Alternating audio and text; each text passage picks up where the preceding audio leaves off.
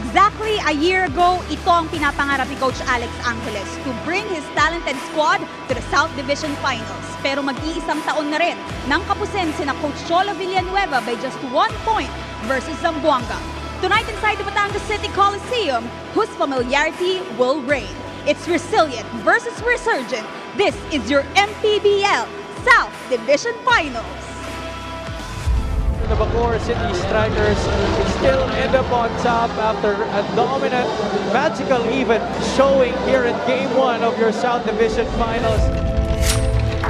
James Kwekotay, another fast break finish for the Bacoor City Strikers. Aggressive drive to the basket in the finger roll for 2. Motivation ko din na gusto kong maging champion. So yun yung bit ko araw-araw na pumupunta sa practice. Gusto ko mag-champion at kami makaranas ng championship. Ablaza, he was able to knock it down from the outside. Kung darating na itong game na to, magiging sino yung as a team na maglaro.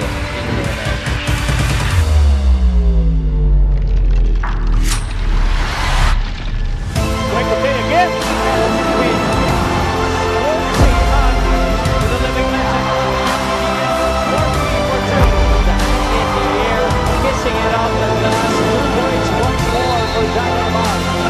Doon, umiyak ako nung last season eh, nung nalaglag ko sa Zamboanga. Then nag-game na nakayuko lang, umiyak kami lahat. Nung Bacoor, yun, promise namin na sama-sama pa rin tayo. 4 years na kami nandito sa Division Finals na to. Tapos, eto na yung chance namin ulit. Sana makuha namin to. This is one setback. It will take 3 games to win. Titingnan natin kung kaya gawin ng Batangas paabutin ng 3 games.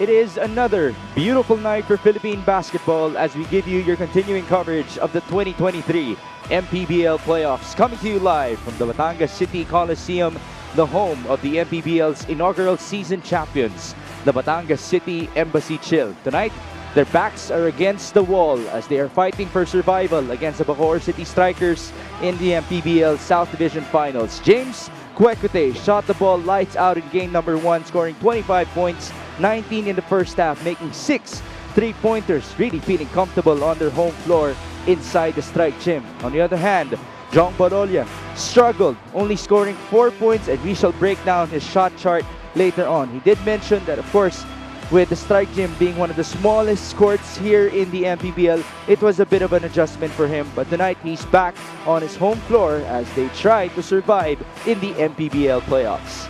Thank you so much for joining us and welcome to game number 2 of the Mpbl South Division Finals. My name is Mix Gomez and I'm joined by Javi Palanya. Now Javi, you covered game 1 of that series. What's the biggest change that you would want to see from the side of Batangas in this matchup? Well, for Batangas, it's obviously really improving on the defensive front and also dominating the boards. That was really the big difference. They allowed Bacoor City a lot of offensive rebounds, hence a lot of second chance opportunities. And you know, despite the magical shooting of the Bacoor City Strikers, each time that Batangas was able to make a stop, they let Bacoor get an offensive rebound, and when they do that, they get another shot at the basket. Now Javi will continue to break down those keys later on in his keys to game number 2. But now let's establish our courtside reporters for tonight. We have Andrea Indisio for the Bacoor City Strikers and Sidney Crespo for the Batangas City Embassy Chill. Unahin natin si Andrea. Andrea, kamusta ang ating Bacoor team coming into game number 2? Una sa lahat, magandang gabi sa inyong tatlo at sa ating mga kaliga na nakatutok sa atin ngayong gabi. And that is right, I will be reporting mula sa panig ng Bacoor na ngayon nga ay sobrang saya because they're just 1 win away from that South Division Championship. However, sabi nga ni Coach Alex Angeles, hindi pwedeng mapasobra because at the end of the day, Batangas is still a champion team at hindi natin sila pwedeng baliwalain, lalo na dito sa home court nila. And so, will Bacoor be able to continue their good run? Let's find out. Thanks, Navi. Well, at least the dreams continue to be alive for Coach Alex Angeles here in the 5th season of the Mpbl. But as Sidney Crespo mentioned in our teaser, itong pangarap naman ni Coach Cholo Villanueva na umabot sa National Finals, it also continues to be alive. They only lost by 1 point last year against Zamboanga. So Sid, kamusta nga ba ang Batangas City?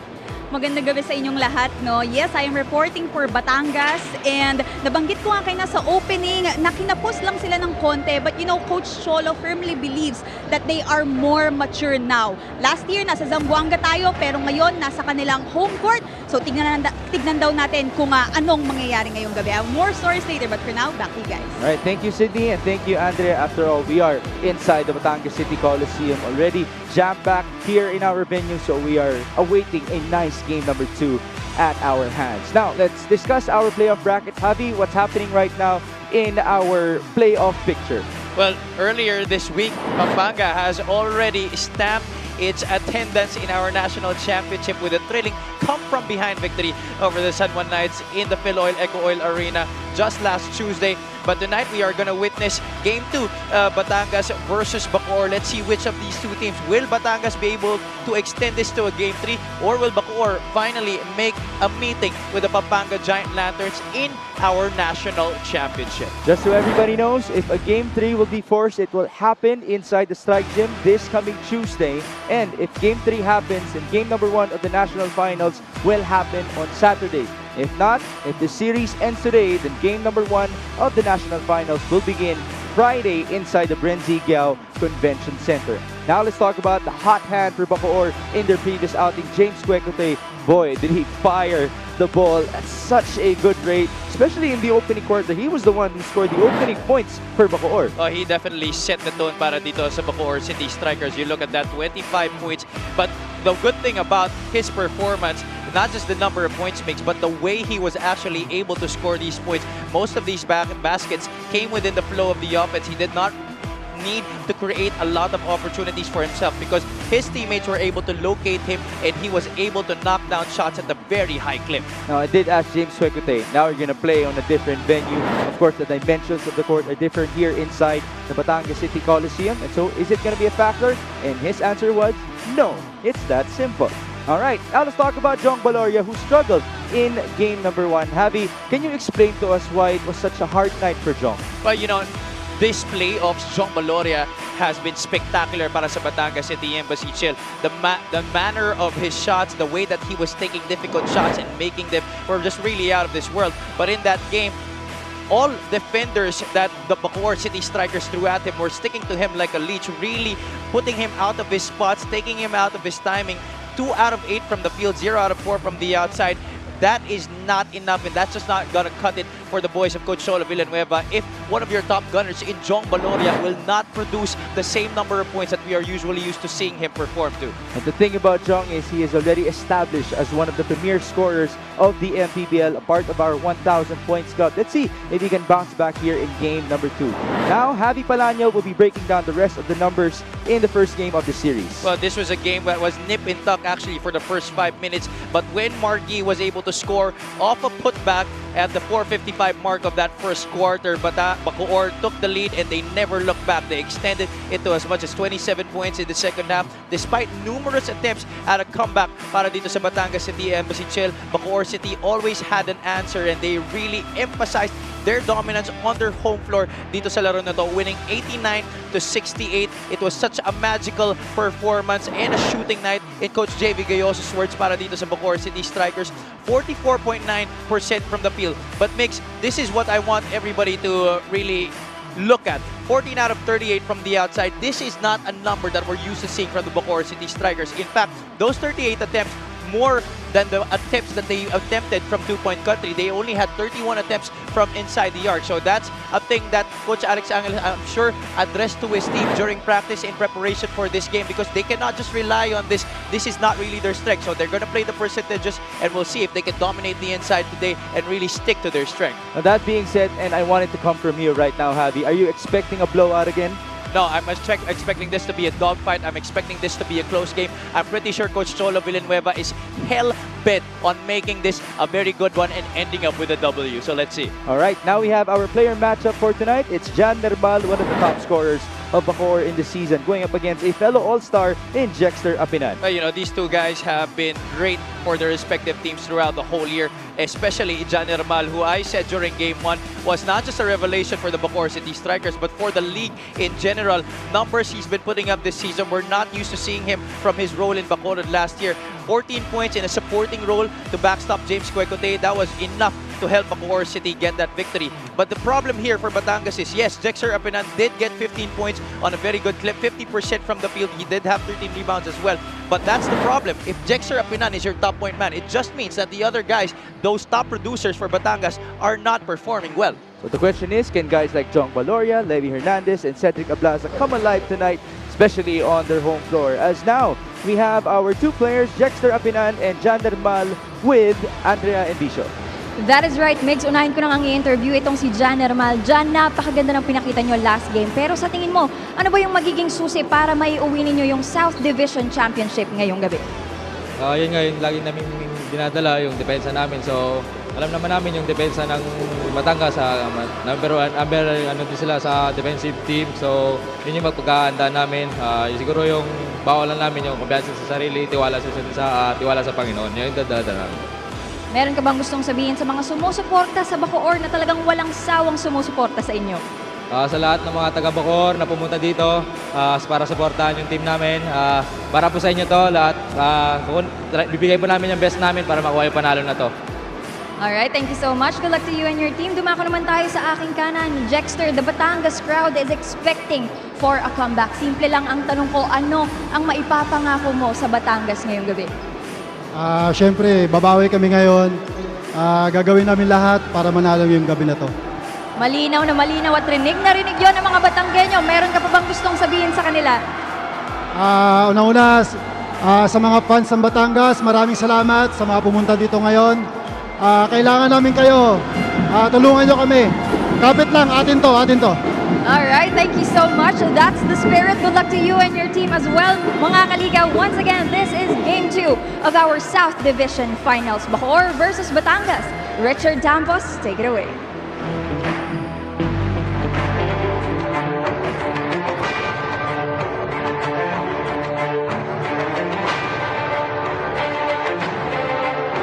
Our jam-packed action begins. This is Game 2 of the best of 3 South Division Finals here at the Batangas City Coliseum. Bacoor Strikers took 1-0 lead against your Batangas City. Manny Pacquiao's Mpbl Season 5 presented by Extreme. Time to meet the starting lineups. First, the Bacoor City Strikers. Philbet.com. Power forward number 3, the Iron Claw, Mike Cañete. Point guard number 9, Aaron Heruta. Starting at guard number 15, the quick James Fox, James Cuecote. Small forward number 29, Jan Hermal. Center number 52, Mart Yee. Their head coach is Alex Angeles. His assistants are RB Mangajas, Chris Gavina, Jix Duanamor, Marlo Corbin, the skyscraper Marlo Aquino, Big Mac Andaya, and Royce Cuevas. Assistant team manager Lawrence San Jose. Coaching consultants are Cap DJ Aganus, Willie General, and Chris Conway. Team manager and co-team honor, Mr. Dennis Abelia. Team honors are Mr. Jacob Revilla and Bacoor City Honorable Mayor Strike Revilla. And now, the Mpbl inaugural season Anta Raha Cup champion, your Batangas City Embassy Hill. Point guard number 1, CJ Isit. Small forward number 15, Don Ochea. Power forward number 20, Ced Ablaza. Coming in at center number 43, Jexter Apinan. Off guard number 45, Jong Valoria. Batangas City Embassy Chill is led by Cholo Villanueva. Assistant coaches J.R. Aquino, Warren Capitan, John Arenas, and Dino Enrile. Assistant team manager Gilbert Alea. Team manager Gina Labanza. General manager Jerry T. LGU partner Batangas 5th District. Honorable Congressman Marvy Marino. The team owner is Lucio. Presenting the starters for game number 2 of the MPBL's South Division Finals. It's Aaron Heruta with James Cuecute, Marquis, Mike Cañete, and Jan Dermal for Bacoor. And then we have a couple of new starters for Coach Cholo Villanueva in CJ Isit, Jong Valoria, and Jexter Apinan, joining Cedric Ablaza and Don Ochea. Thank you for joining us. This is Mix Gomez at your service alongside Javi Palanya with Sidney Crespo and Andrea Endicio. Now, Javi, can you talk to me about this lineup change by Coach Cholo? You have Jexter Apinan, you have Jong Valoria and CJ Isit beginning. Your thoughts about those? I feel like he brought in CJ Isit to really bring a lot of defensive firepower. Look now, he's guarding James Cuecute. CJ has been known to be a very versatile defender, especially at the guard spot. But then on that opening possession, Bacoor City already seeing a crack in the defense right away and scoring on the first basket. Well, you've talked about that flawless execution of Bacoor since game number 1. It continues here on the road. CJ Isit works with Zed Ablaza. Good hands by Heruta. No turnover forced.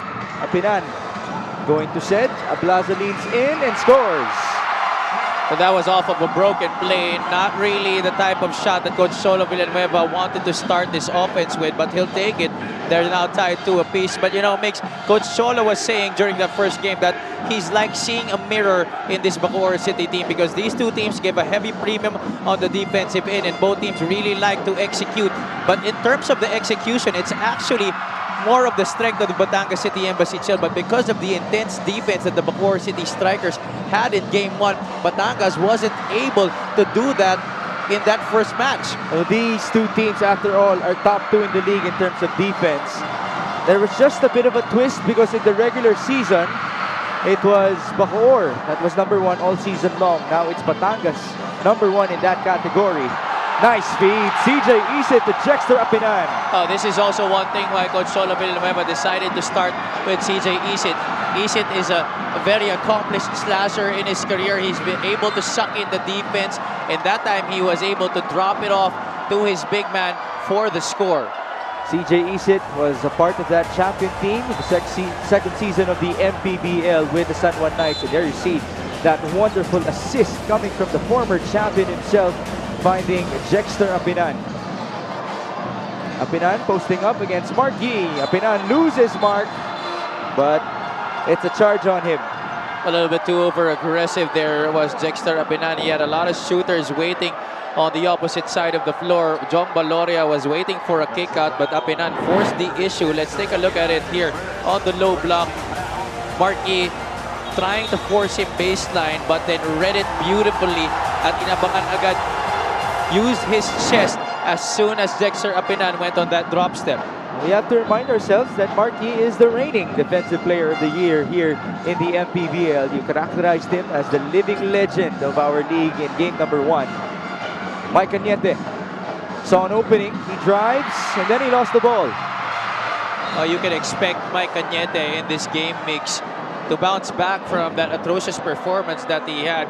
We're really not used to seeing him have a 0 out of 7 performance from the field in that first game. So I'm looking for him to be more aggressive and looking for his shots. And we should be reminded as well that Mike Cañete was supposed to be the all-star starter for the Bacoor City Strikers, if not for his injury. So it was Jan Dermal who replaced him in the lineup. Jong Valoria from downtown. Off to the right, rebound Cuecute. Yeah, that was really off. The moment that it left his hands, I was off to the right. 4-2 now. Heruta turns around and he scores. I'm going to talk about this more later in our keys to victory, but the unpredictability brought about by Aaron Heruta's orchestration of the offense has done wonders para dito sa kupunan ng Bacoor City Strikers. He did have 5 dimes in game number 1 to go alongside his 8 points. Isit misses, rebound Ochea, and he was denied. The 5 assists of Aaron Heruta, relatively maybe a low number, but the way that he was able to dictate the tempo and really quarterback well, move that ball around and initiate the offense for his team as we look at that turnaround floater, putting on the brakes and going for that push shot.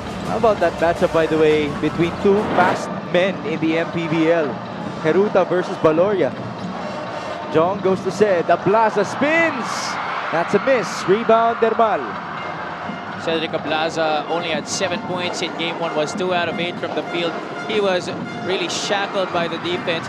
I think that's been the game plan of Coach Alex Angeles. You know, you let other guys like Jexter Apinan carry the load offensively and just do away with the performances of guys like John Baloria, Cedric Ablaza, among others.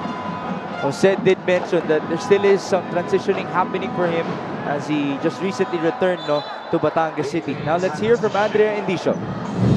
Is proud to say that in Game 1, they played with almost perfect defense, especially on transition defense, wherein they were able to limit Batangas into only 2 fast break points na usually daw ay nagre-range from 16 to 20 points. He's putting all the credit to his players who were all physical but they managed to keep their cool and stay composed all throughout the game. However, kagaya nga ng sabi ko kanina, they can't be too happy. And so they polished their performance last game. Tinama yung mga maliliit na bagay like boxing out kay Apinan and yung mga maling handling like shooter ba o hindi. Tonight, they have nothing but high hopes and a lot of faith na may uuwi nila ang South Division Championship ngayong gabi. Mix and Javi?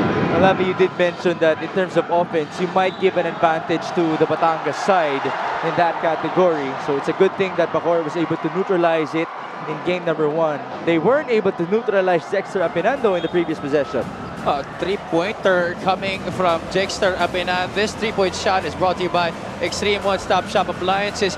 You know, that's one thing that if Jexter Apinan is able to hit in a consistent basis, at least more than regular, then this Batangas offense is going to be tough to stop because they're going to have to now cover the other guys to prevent the outside shooting of Jexter Apinan. But that's a question that we're going to wait the answer for as this game progresses. Charge called on James Quecote as he tried to provide a screen to Mpbl in front of Coach Alex Angeles. I'm almost sure that Coach Cholo Villanueva has multiple defensive coverages planned for James Quecote after that explosion in Game 1. Babalikan natin yan mamaya-maya. Ngayon punta natin si Cindy Crespo. Mukhang magandang throwback para kay Coach Cholo Villanueva when I reminded him that they were in a similar do-or-die scenario last year. He believes though that this time mas nag-mature, tumapang at mas willing na lalong manalo ang kanyang kupunan. And losing his franchise player in Cedric Ablaza for majority of the year but still reaching the South Division Finals proves that. Tulad nga ng sinabi ni Coach Cholo, hindi madali mawalan ng star player at baka kung iba yan, they could have folded or stopped being consistent. Think about that. Tonight, Batangas is a different mentality. Simple lang muna. They need a better start and push the pace. Gentlemen? That's why all season long, it has been safe to say that Batangas has been overachieving. But do you think, and would you actually say that the loss of Cedric Ablaza was definitely a blessing in disguise for them? That's correct, Migs. I do agree with you on that because it made them depend on each other more. It made them work as a team. It developed their chemistry. They were not dependent on just one player. Everybody had to chip in. Everybody had to contribute to make up for the absence of Cedric Ablaza throughout the season. Ablaza, by the way, was a mythical 5 selection last year. That's how important he has been for Batangas City as the ball went out of bounds in favor of the blue shirts. And if we continue to look back and expound on that point of yours, makes that mythical 5 selection of Cedric Ablaza, especially during the latter minutes of the game and in clutch situations, you would always depend on Cedric Ablaza and he would deliver para sa Batangas. CJ Isit delivers this time for Batangas City. Another three-pointer from the right wing. That ignites the crowd and that will alarm Coach Alex Angeles to call for time. CJ Isit is really making use of the trust given to him by Coach Cholo Villanueva to start this game. He's bringing on the energy, he's being efficient, and most of all, he's doing a good job defensively as well. Take a look at it once more. The former champion with the San Juan Knights. He used to be the first-string point guard, by the way, of Coach Randy Alcantara ahead of Orlan Mamar. As you get to see our wonderful fans inside the Batangas City Coliseum rejoicing as they fight for survival in the Mpbl South Division Finals. We'll be back. The score is 12-4.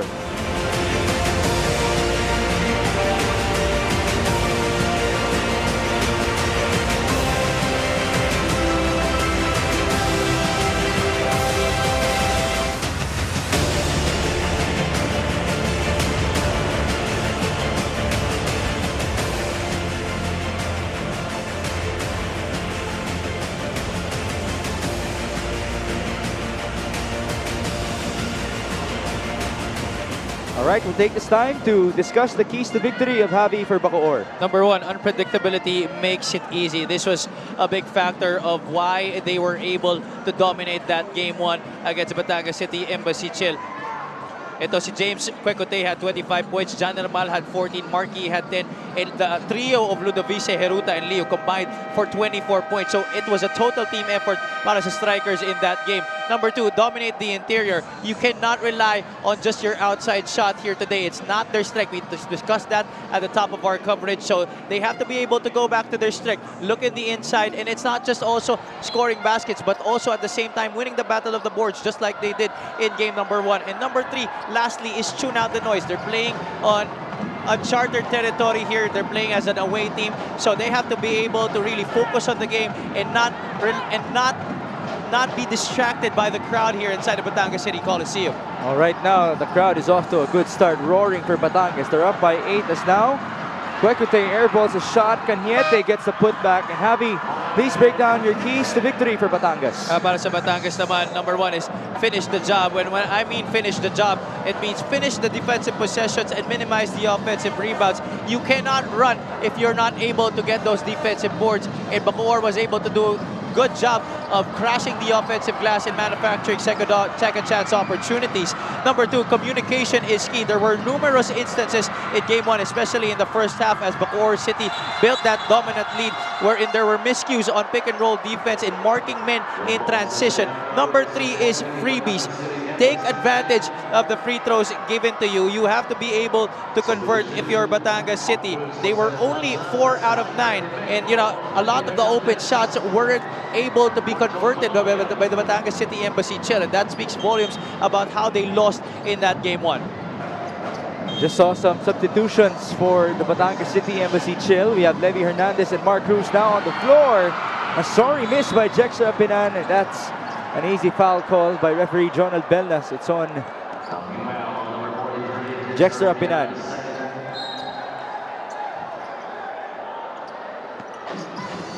Six minutes gone by in game number 2. The score reads 12-6.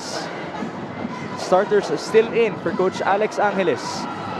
Normal goes to Heruta. Aaron drives. Aaron taking his time. There's the feed to Cañete, who misses. Oh, great intention right there by Aaron Heruta, threading that pass onto Mike Cañete, but good help defense by Batangas, clamping down on Cañete to miss that shot. The other end, no connection for Sniper de Mexico, Levy Hernandez. Heruta brings the ball down against his former teammate, CJ Isit. Quecote fakes.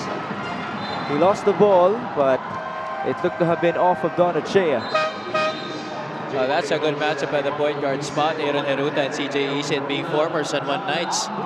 CJ Isit used to be the starting guard for Coach Randy. Aaron Heruta would replace him off the bench, and then it was Orlan Momar as their third string point guard back in season 2. Ivan Ludovice now has checked in alongside Jamo Egilos. Quecote, that's a foul by CJ. Despite the foul, Isit is doing a good job of closing out and moving his feet, preventing Quecote from having a clear lane to the basket when he puts the ball on the floor. And more than that, he's also able to prevent Quecote from having open looks. Rebounding story, 14-6. That's part of your keys to the game. Actually, for both teams, no? Bacoor and Batangas. That's correct. Both of these teams, one of the top rebounding squads in the tournament. And they have to be able to really whip it out in the battle of the boards to be able to have a big chance of winning this game. 12-8, second chance scoring at 10-2 in favor of Batangas City. Hernandez going to John Abuluto. John taking his time, one on the shot clock, and he still is able to score. For a moment there, it seemed like he wasn't aware of what he was gonna do, but he looked at the clock, did not panic, and just pushed it up at the last moment to get that ball into the hole. Lead back up to 6. Egilos turning around. No bounce for him. Rebound, Mark Cruz.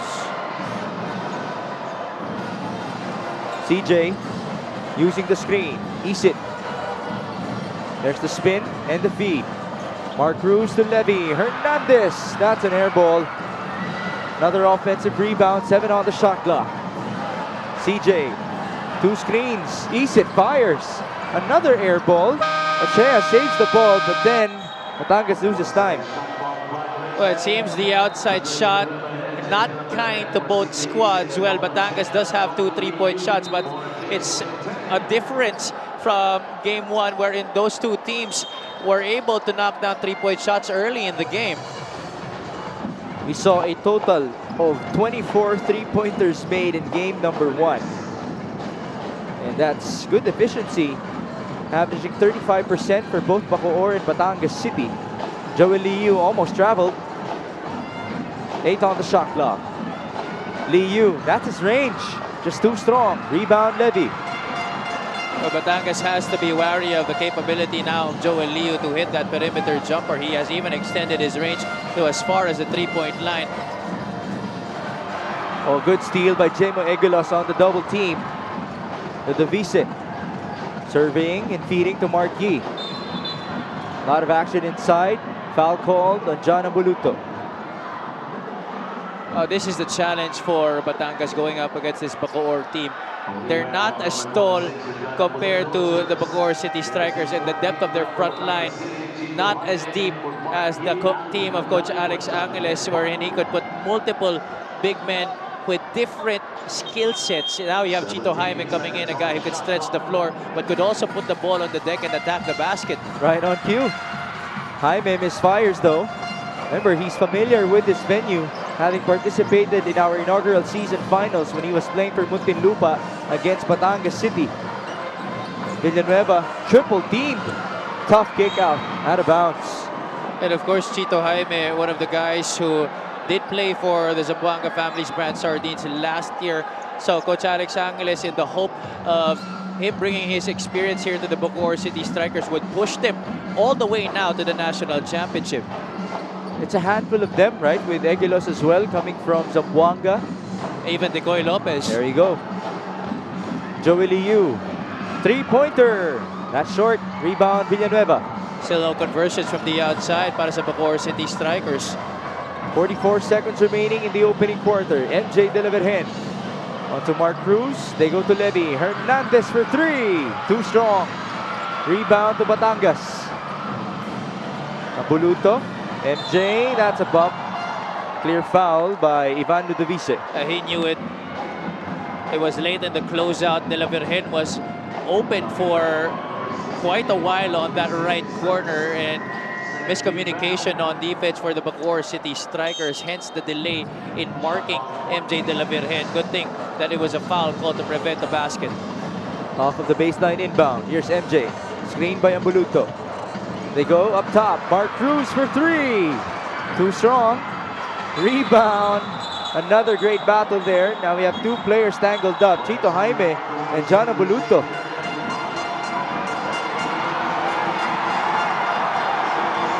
Now you just love this mix. This is playoff intensity. This is playoff basketball. This is the reason why we play. You want these teams to really gut it out, be competitive, and not give an inch against each other. After all, there is a lot at stake here. See what happened. There you go. Ooh, that's like a wrestling move right there. Ano ba tawag dyan? Suplex ba yan? I can't remember. I never really watched wrestling back in my childhood days, so I wouldn't remember also. The good thing was there wasn't really something drastically bad that happened. And you saw the face of John Ambuluto. Just had to take the ride provided to him by Chito Jaime. By the way, I'm pretty sure that Coach JV Gayoso is watching. He was talking about the hair of John Ambuluto. It's in a different color today.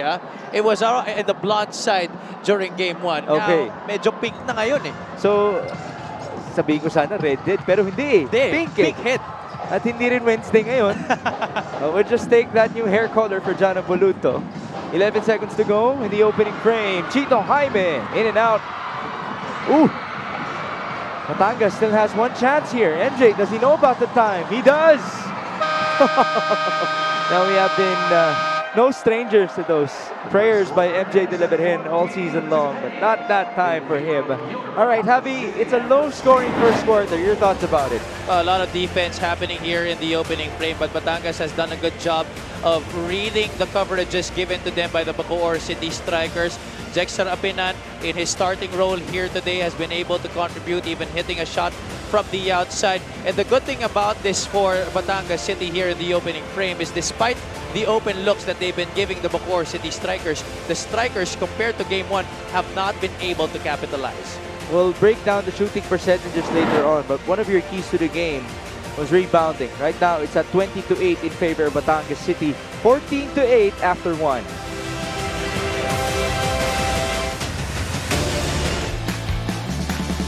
This assist of the game is brought to you by Nexus 88 Gaming.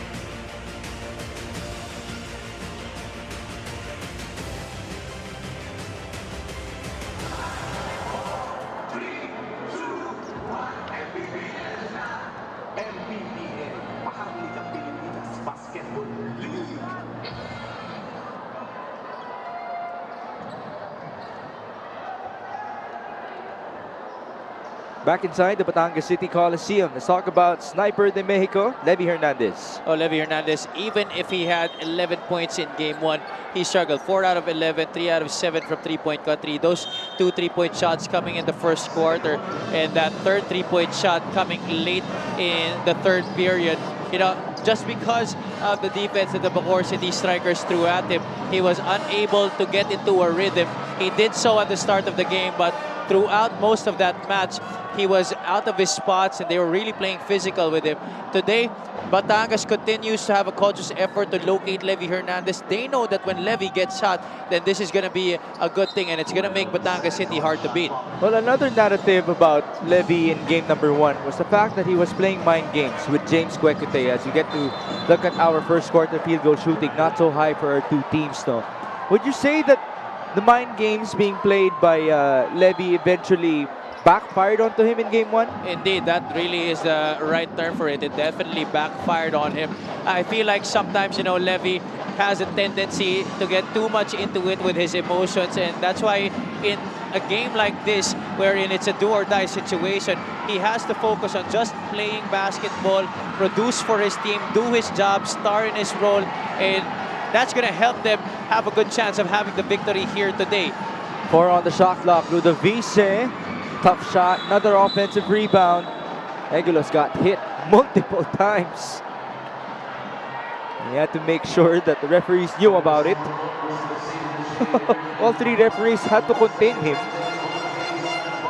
He was really upset, and tinignan niya pa nga yung kamay niya. Baka namula na after all those slaps on his hand in that dispute for the basketball. Well, Egulos himself also has finals experience here in the Mpbl, having played with not only Zamboanga but Batangas City in our inaugural season. Referees are reviewing the previous sequence, so why don't we give this time to honor them with all of their efforts. Jonal Belnas, Alan Manzano, and Rodel Brilla are calling it for today, wearing white and black. And we do thank you for joining us as well, everybody who's watching in our live streams and to all of our platforms. This is game number 2 of the South Division Finals. There will be a game 3. It will happen in Bacoor this coming Tuesday. And the outcome of this game will also vary the date of the game number 1 of our national finals. It will either be on Friday or on Saturday. You just saw earlier on your screens Coach Chris Gavina, Foul on a late number addition 9, John to Ray the coaching staff of Villanueva, Coach is Alex first. Angeles. Upon review, there wasn't a sportsmanlike foul on number 22, Levy All right, Hernandez, so there was for an excessive unspo hard committed by contact. Levy Hernandez. Let's see what happened here. There you go. Ayun, may second There. kasi. John Ray Villanueva actually already was able to hit him on the head, pero Yeah. hindi ganun kalakas yung tama. And it looks like it was inadvertent. Pero yung kay Levy kasi, aside from grabe yung impact, makita mo na parang sadya talaga. He wasn't going for the ball. And it's usually the second act of motion that gets called by our referees, lalo na sa sequence na yun, na may replay pang referees natin. A clear call. And so that makes us go back to the emotions of Levy Hernandez. You think that was a clear example? Yeah, definitely. You know, he has to be able to control himself, hold himself down. He has to realize he's a big part of this puzzle para dito sa Batangas City Embassy Chill. Without him, mahihirapan sila dito manalo. By the way, I like the fact that you mentioned Coach Chris Gavina's presence for the Bacoor City Strikers. Before the arrival of Coach Alex Angeles, it was Coach Chris Gavina at the helm for multiple years. So it's good to have him back. It also makes it, to add to that, Coach Chris Gavina, I feel like, is a big factor in why the Strikers were able to put up an excellent defensive scheme against Batangas in Game 1. We know Chris Gavina to be a very good defensive coach throughout his career. Oh, he coached for the PBA already and on international waters as well. It's 14-10. Hernandez to MJ De La Virgen. Up top, it's John Valoria against Alwin Alday. Screen by Mark Cruz. Valoria to MJ. 10 on the shot clock. Rescreen. De La Virgen. Almost a travel. It is a turnover. Steal by Alwin. And then he lost the ball. It's a dribbling violation. He had the intention of giving it up to Joel Liu, but I feel like it would have been better if he gave up earlier that rock as he got that steal, because Liu had a chance to push the basketball himself, being a speedster. But Alvin Alday chose to get it across for them, eventually lost it, nadulas sa kamay niya. That's a turnover for Bacoor. We go back Batangas City's way. 14-10 is the score. Almost 2 minutes gone by in the second. Hernandez misfires. Ball tapped away by Joey Liu. Levy continues to miss here para dito sa Batangas City Embassy Chill. 0 out of 4 now. All of his attempts have come from the great beyond. As opposed to how he started in game number 1, you mentioned 2 3-pointers early in that matchup. Sagutan sila nun in James Kwekutey, and you know that's the reason why we also talked about those mind games that he played with James during the start of the match, which yun na nga, sabi natin backfired against him. Baseline inbound, the ball was tapped away by Jamo Egilos. And so, there will be a redo here by MJ De La Virgen. And now from the sideline. 13 on the shot clock for Batangas. Conachea up top to John Valoria. Screened by Mark Cruz. John going right. John fires. And it's James Kwekutey now on the breakaway layup. You're seeing the effort from Batangas to try and really move that ball around. And they're trying to wait for Bacoor to commit a mistake on defense. But the Strikers have been very disciplined to the last second. Here they trap MJ De La Virgen, resulting in a steal, and that's a breakaway para kay James Kwekutey. Good effort there by James Kwekutey, who hasn't had the best of starts, especially if you compare it to how he began game number 1. And you saw a look there between Kwekutey and Levy Hernandez. So the mind games have continued here inside the Batangas City Coliseum.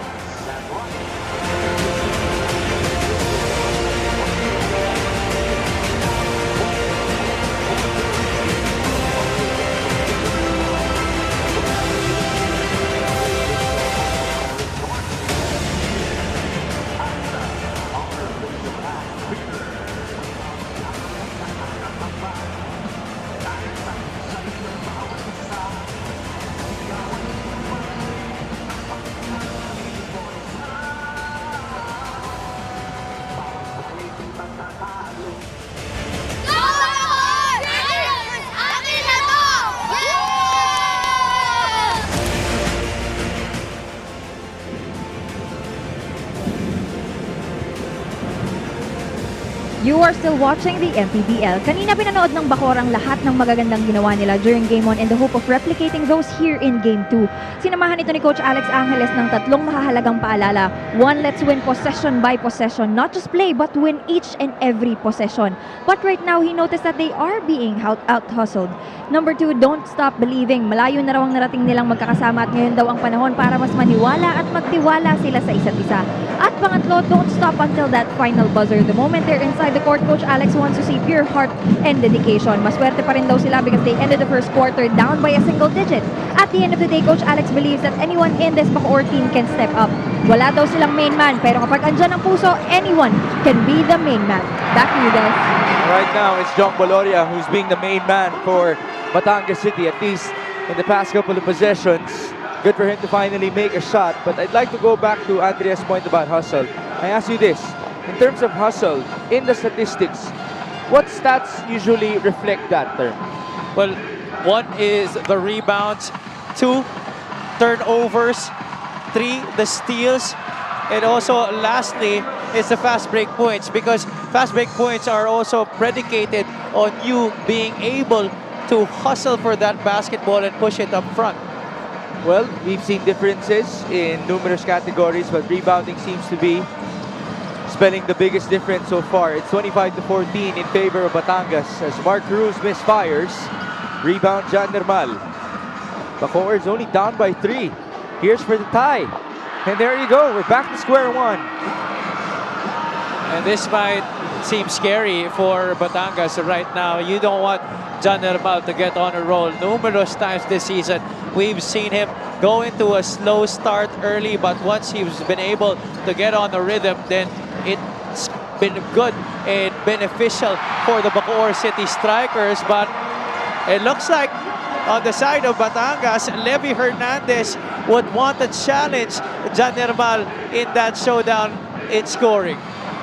By the way, it looks like that previous 3 by Levy Hernandez was ruled as a 2. So the score now is 19 all after that basket by Jan Nermal. They go back with CJ Isit. He works with Mark Cruz. Back to CJ, 10 on the shot clock. Cross, drive, almost a turnover. Recovery by Mark Cruz. 4 on the shot clock. Isit for 3. That's short.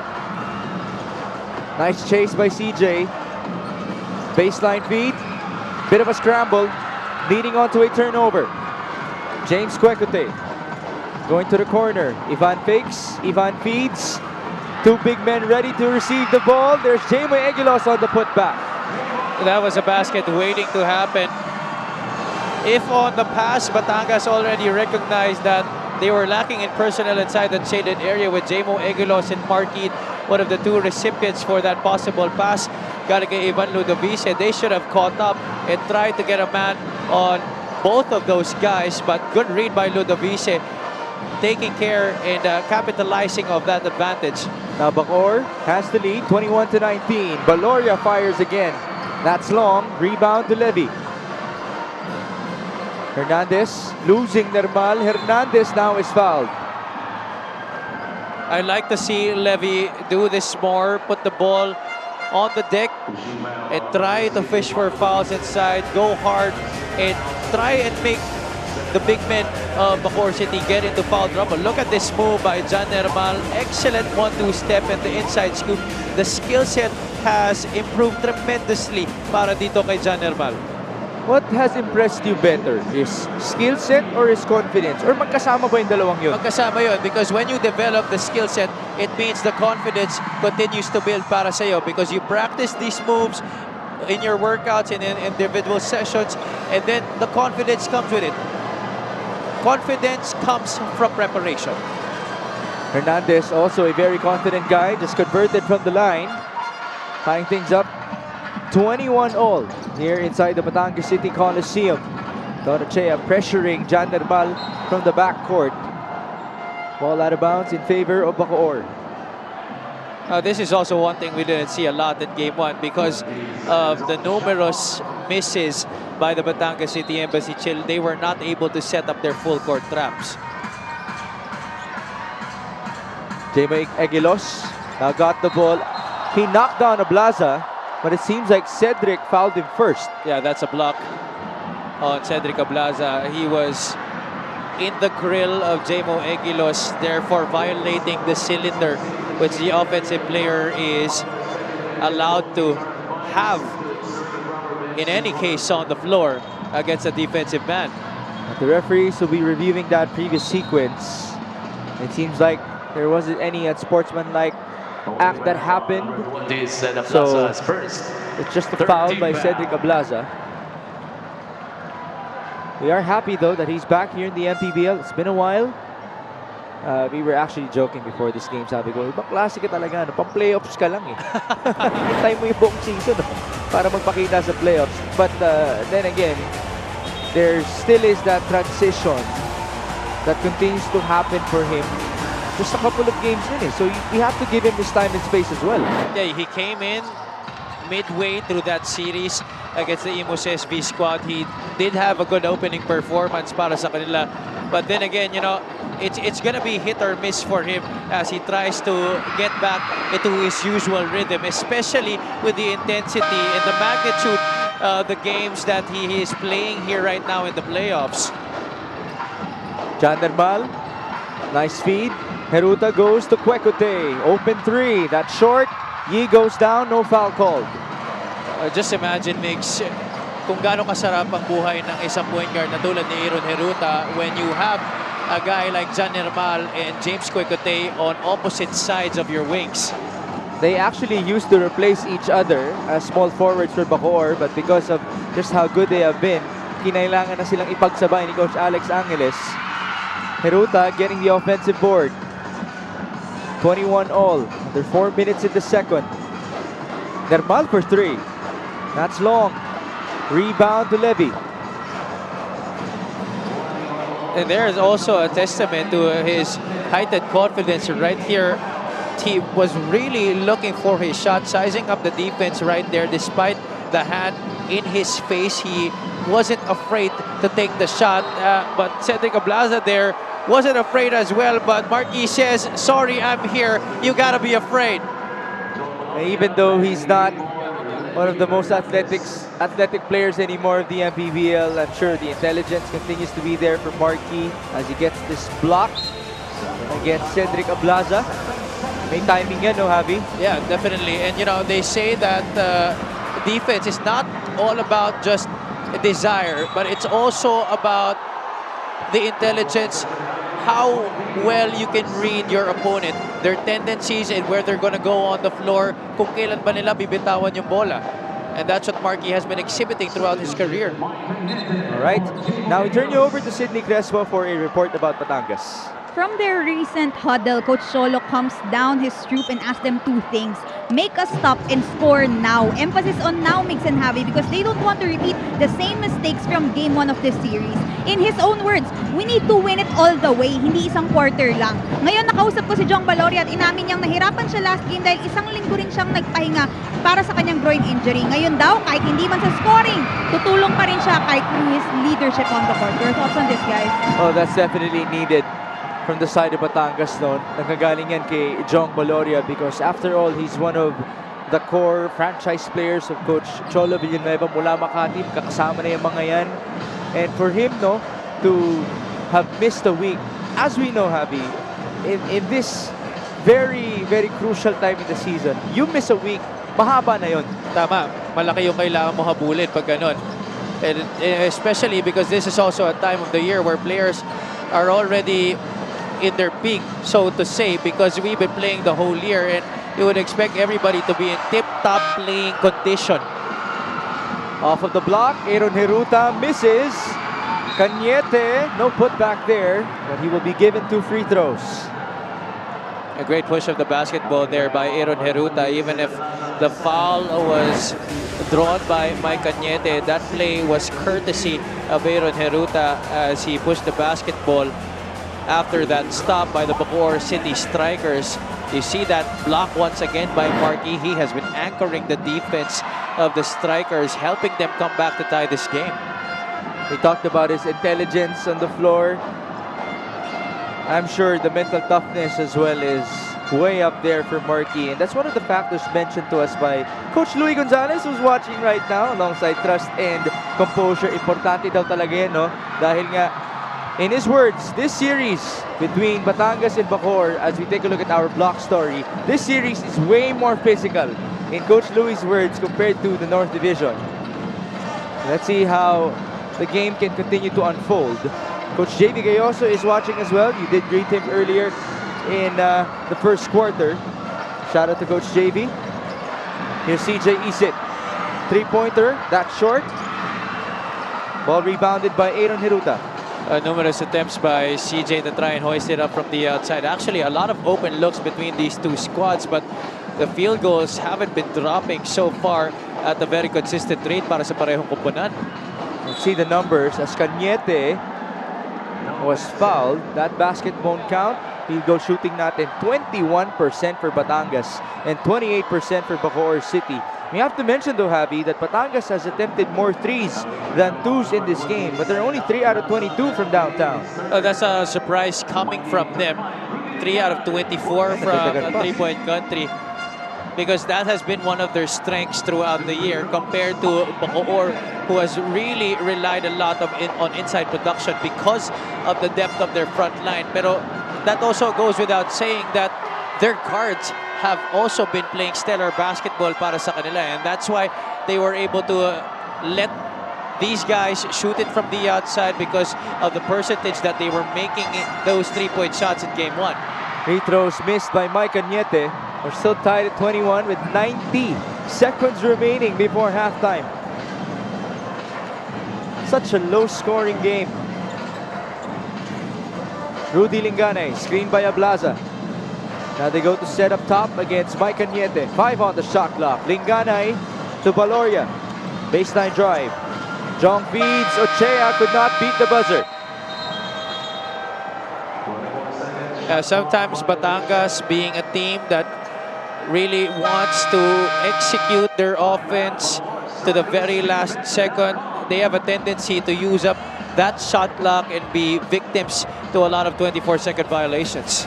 Now we have a timeout. We're still tied. A minute and 10 remaining in the second quarter. The game is brought to you by Extreme Gaming.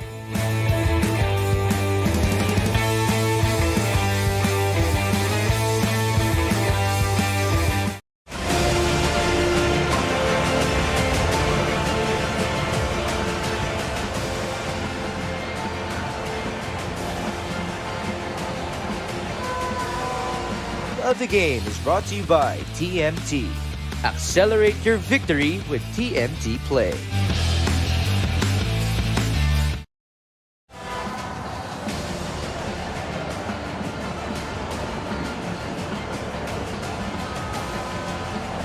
See some of our friends at the sideline.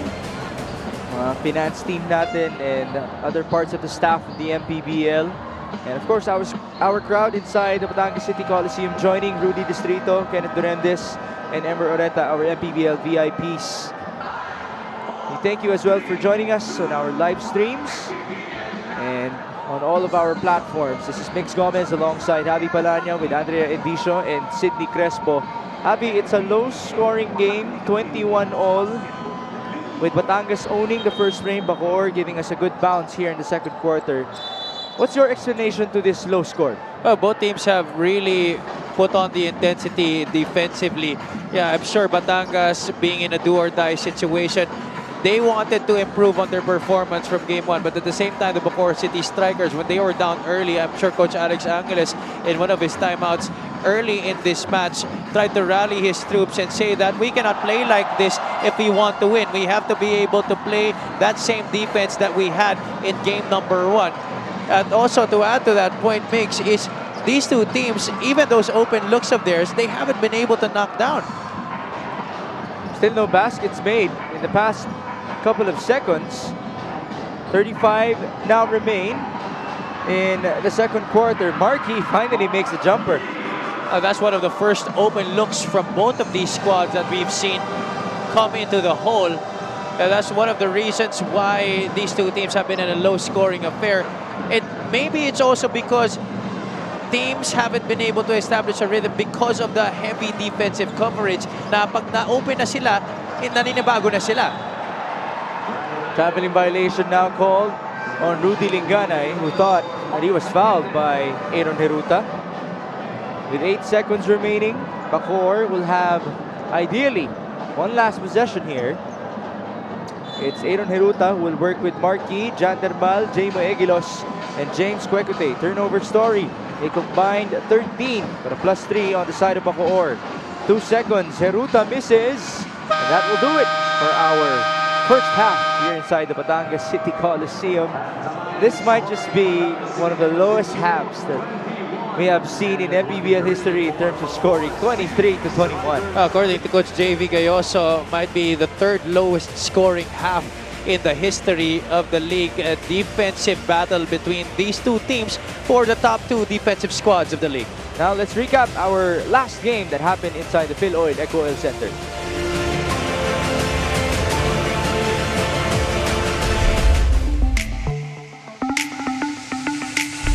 Hello again, Mpbl fans, and welcome to Mpbl Recap with me, Mix Gomez, and Coach Louie Gonzalez. Let's talk about game number 2 of the North Division Finals between Pampanga and San Juan. Coach Louie, what stood out the most for you in this game? Again, with Pampanga,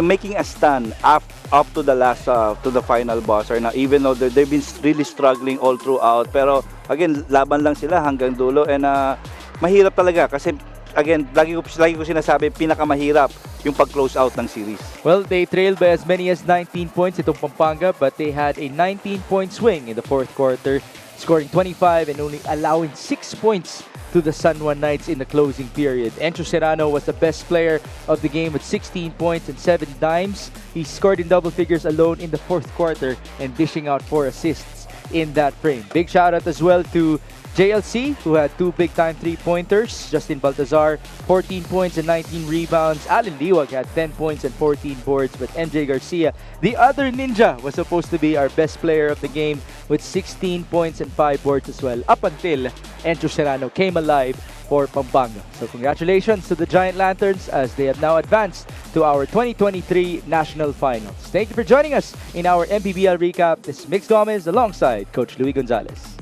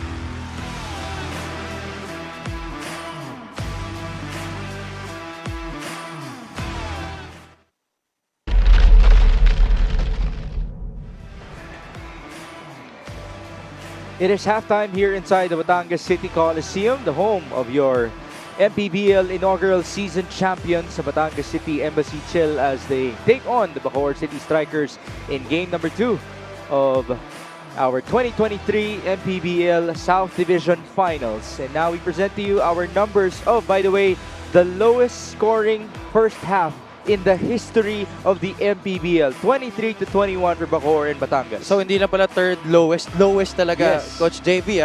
Sabi mo third lowest eh. Sabi niya baka naman. Baba ka naman, okay. So you look at the numbers here after those first 20 minutes. Both teams not really shooting well from the field, but you look at the number of attempts. 41 attempts para dito sa Batangas and 35 para dito sa Bacoor City Strikers. They've really been able to attempt shots. A lot of those open looks actually, but it seems both teams have been tense. Aside, of course, from the added defensive intensity from these two squads. Batangas got off to a good start defensively, but Bacoor was able to get some baskets toward the latter part of that second quarter to be able to grab the lead. 3-point field goal story right here. A combined 4 3-pointers from these two squads compared to game 1, wherein these two teams, after the first 20 minutes, had a combined almost 12 to 14 3-point shots between the two of themselves. As you look at the leading scorers para sa parehong kupunan, Egilos is the top scorer for the Bacoor City Strikers together with Normal, Yi, and Cañete. Not really the usual guys you would see on top of the scoreboard para dito sa Bacoor City Strikers. Sa kabilang panig naman, Jong Baloria, Jexter Apinan with 5 apiece, Levi Hernandez with 4, and CJ Isit in a starting role was able to hit the 3-point shot early in this game. All right. So now we shall break down your keys to victory, your evaluations at halftime for them. Number 1 here, unpredictability makes it easy. So far, the Bacoor City Strikers, even with their low field goal percentage here in the first half, they've been able to share the wealth. 6 out of the 10 players that they have fielded in this game have been able to knock down baskets. Number 2, dominate the interior. They're going back to their strength right now. They're not just relying on the outside shot, especially because the 3-point shot has not been falling for them in today's game. Number 3, tune out the noise. They grabbed the lead after the end of the first half, so they've been doing a good job, at least at the latter part of the first half, in being able to refocus and re-energize themselves in this game to try and close out this series. That's impressive. 3 checks for the Bacoor City Strikers. How about for Batangas City? Number 1 dito para sa Batangas, finished the job. They've been doing a good job of getting on the glass. They've been dominating the rebounding department, 36-24, one thing that they weren't able to do in game number 1. Number 2, communication is key. That's an X mark for me. A lot of open looks still for the Bacoor City Strikers, especially towards the latter part of that second period where Marky was able to get the basket to give them the lead. Freebies, that's also next mark, because also Batangas has been able to get a lot of open looks, but they have not been able to knock it down as well. So only 1 check mark on the other hand for Batangas City. All right, it saddens me to say that the information that we said was wrong. So this is not the lowest in the history of the MPBL. Our head of stats, Jory Mangonon, has rescinded his call, no? So it's 19-11, the lowest scoring first half ever between Zamboanga and Davao, with the final score of 47-28. That happened in the Lacan season, March 2, 2020. But one thing is for sure, this is still one of the lowest that we've ever witnessed, as Jexter Pinan opens up the second half with 2 points. Same set of starters here to begin the second half para kay Coach Cholo Villanueva. And Jexter Apinan really trying his best to set the tone here for Batangas City. He knows that when he's able to get baskets inside, the floor will open up for his other teammates like Levi Hernandez and Jong Baloria to hopefully have some open lanes and open looks as well from beyond the arc. 3-point play completed by Jexter Apinan. So Batangas now regains the lead, 24-23. It's good to see a basket in the interior for Batangas. I actually wanted to ask you the question, if you're seeing more 3-point attempts compared to 2-point attempts, is that a big concern to you? But for Batangas, no, because they have a plethora of shooters in their arsenal. And compared to this Bacoor City team, they cannot rely on inside production. They really have to get shots from the outside. That opens up the lanes for their other players who play inside, just like Jexter Apinan, and conversely as well. So it's really a reaction between these two players para dito sa these two types of players for the Batangas City Embassy Chill. So it won't be a problem for you if they continue to fire these threes in the second half. Thank you for that, Javi, as it is now Bacoor with possession. Hiruta works with Mpbl. They also have Egilos, Yi, and Kwekute on the floor. 15 on the shot clock. Crossover. Three-pointer. Nice block by Donachea. Forward pass. CJ Isin against his former teammate. That's 2 points for CJ. That's something Batangas wasn't able to do in game number 1. Block the shot from the outside para dito kay John Mpbl. He was able to fish a couple of fouls on his outside attempts. Good block by Donachea that fueled the fast break. And here Batangas is on it once again. Specialty of the house for Jexter Apinan. You get a stop. Talking about Batangas City. That goes on to become a fast break attempt. An opportunity for them to score in the open floor. And this has been one of their strengths. Aside from their outside shooting, their ability to finish on the fast break, that's been one of the things that has been a key for them throughout their success this whole season. It's now 28-23. So far in this quarter, the scoring is 7-0. Ablaza with 7 on the shot clock. Going to Apinan. He made a three-pointer in the first half. No bounce there. Man down, that's CJ Isit. He was pushed by Aaron Hiruta. A good line there on that attempt from the outside by Jexter Apinan. Yeah, we mentioned, Migs, that I am in favor of them hoisting up these three-point shots. But one good thing about Batangas, despite this, is they're ready for those long rebounds. Hence, the offensive rebounds and the second chance opportunities para sa Batangas. That's a nice fast break layup coming in from CJ Isit. Dominoing onto this three-pointer by Cedric Ablaza. A blistering start by the home squad in the third frame. Those are baskets needed by Batangas City to fuel their six-man here inside the Coliseum. Great baseline inbound play.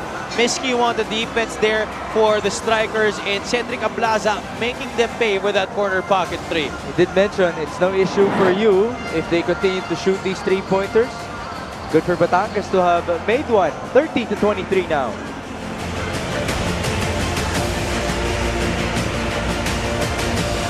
This block of the game is brought to you by TMT.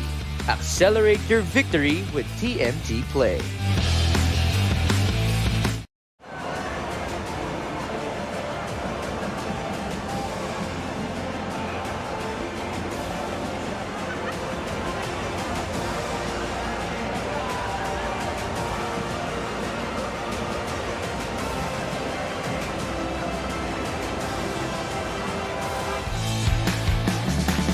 John Mpbl in that showdown in scoring.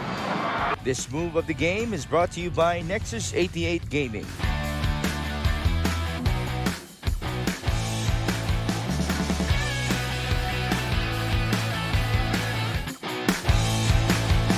The Mpbl, and right now kasama ko nga si Coach RB Mangahas of the Bacoor City Strikers. Coach, medyo mabagal nga po ang simula ng Bacoor City Strikers in the first half. Why do you think so? Ano po yung reason behind it? Oo nga, nag-slow start talaga kami. Sige, syempre, different atmosphere, home court nila, malaking bagay din yung crowd.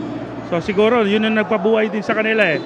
So kailangan lang naman namin maging composed. Hopefully, yun nga, nakakuha naman kami ng defense eh. So nakahabol kami, yun. Buti, dumikit kami ng first half.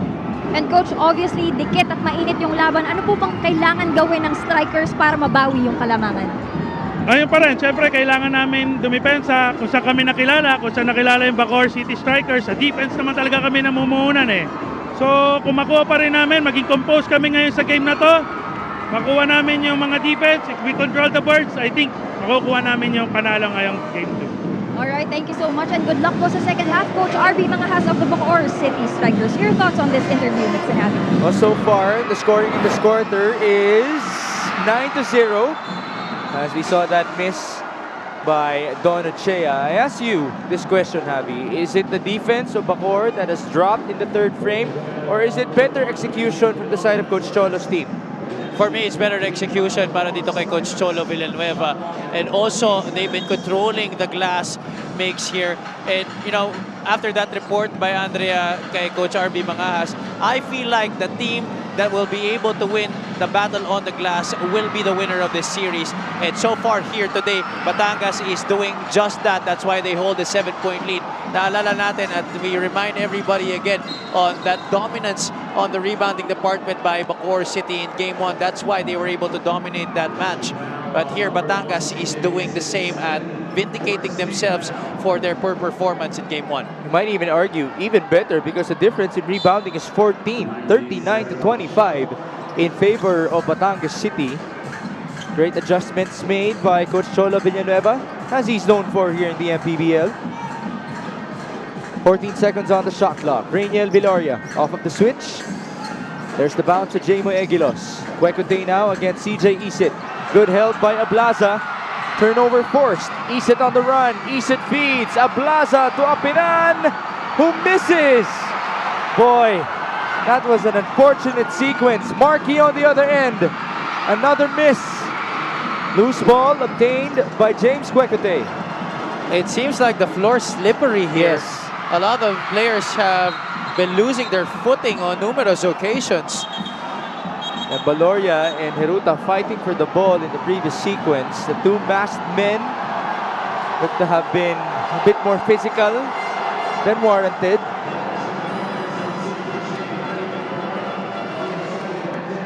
They're really trying to play as hard as they can, staking their bodies just to recover that basketball. Let's see that last sequence. Nadula sa bola kay Aaron Heruta.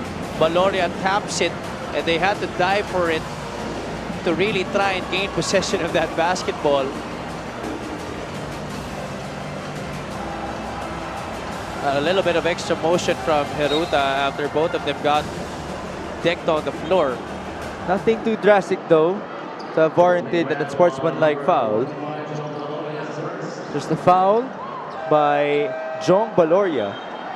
As now Levy Hernandez checks in. I don't understand. That should have been a foul on Heruta instead. Chea sits down.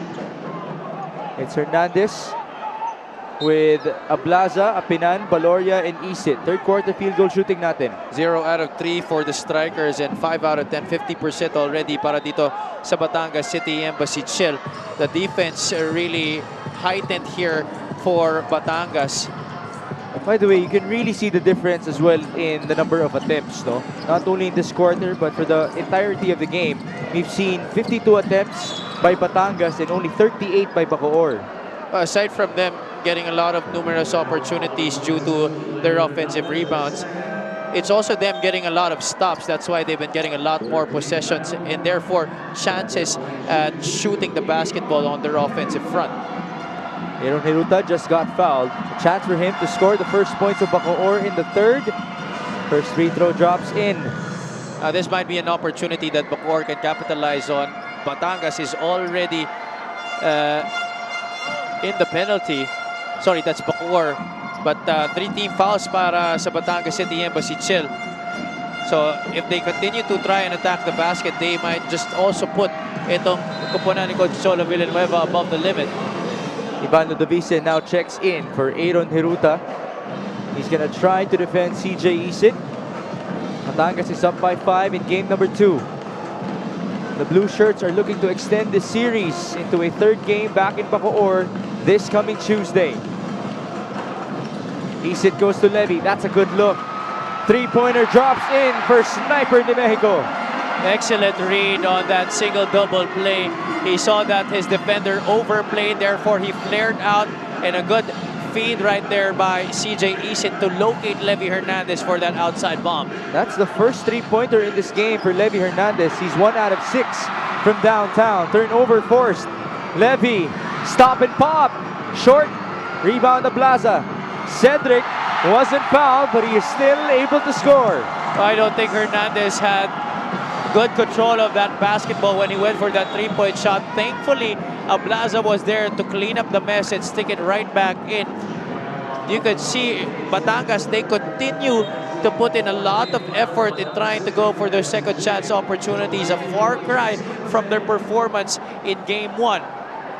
We've seen 23 offensive rebounds already from the side of Batangas as opposed to the 20 defensive rebounds. This three-point shot is brought to you by Extreme One-Stop Shop Appliances.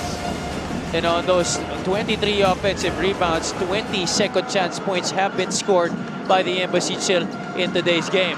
Ludovice will answer back. That's a badly needed three by Bacoor. Ivan Ludovice inserted right here by Coach Alex Angeles to hopefully give some firepower at that point guard position. The score now is 35-28 with 5 minutes and 10 remaining in the third quarter. Isit drives, Isit scores! That is championship pedigree and experience for you. He saw that all of the other options on the offensive side were being denied, went for it himself. That's a good go-ahead pass as well. Galing dito kay CJ Isit, recognizing Jexter Apinan was ahead of the pack.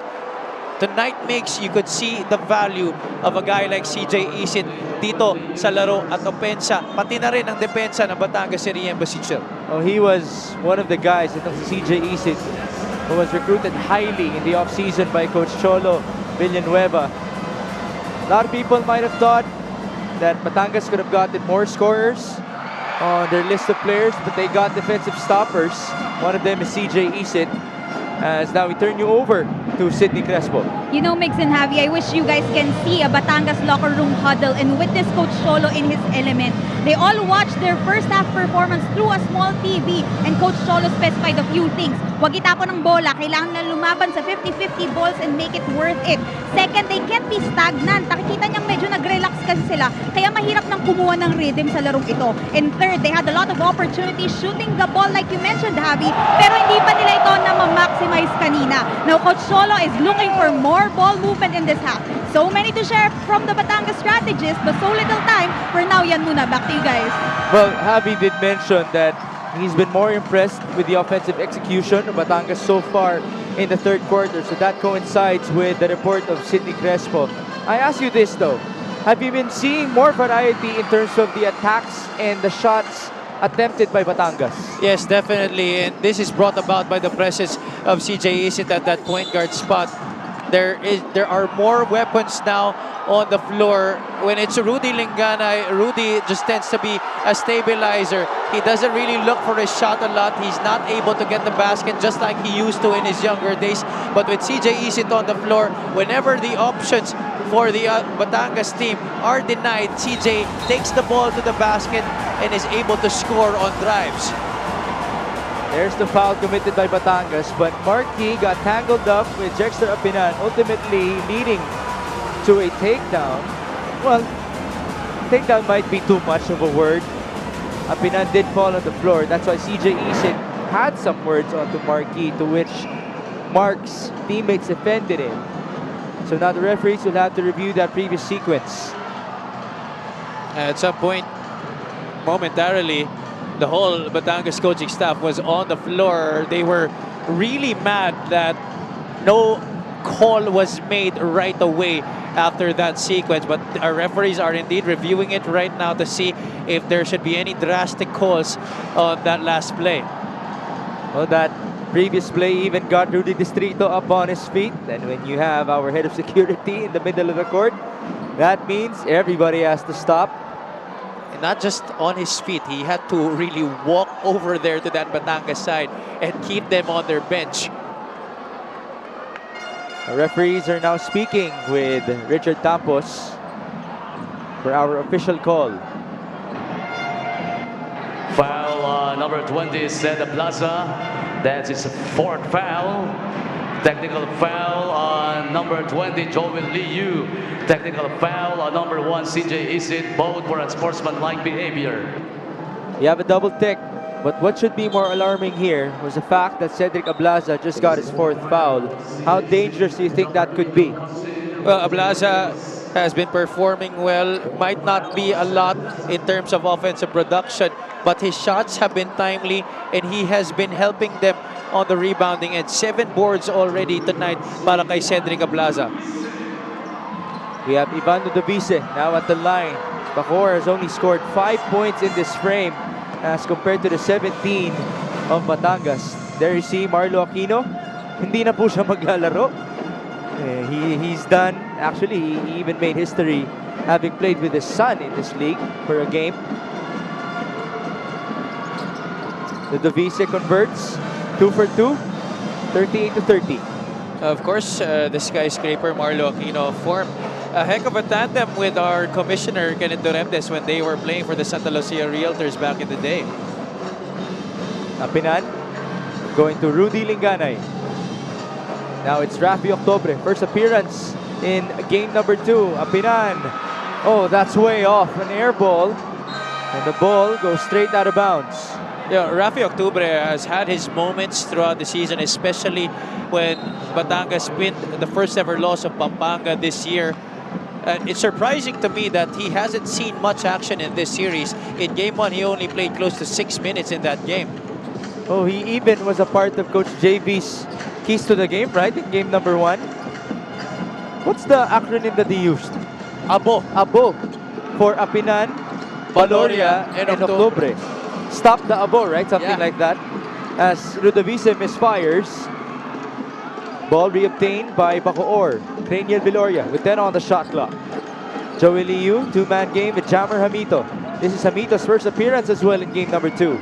Jammer fakes, 2 seconds. No foul called and the shot clock violation.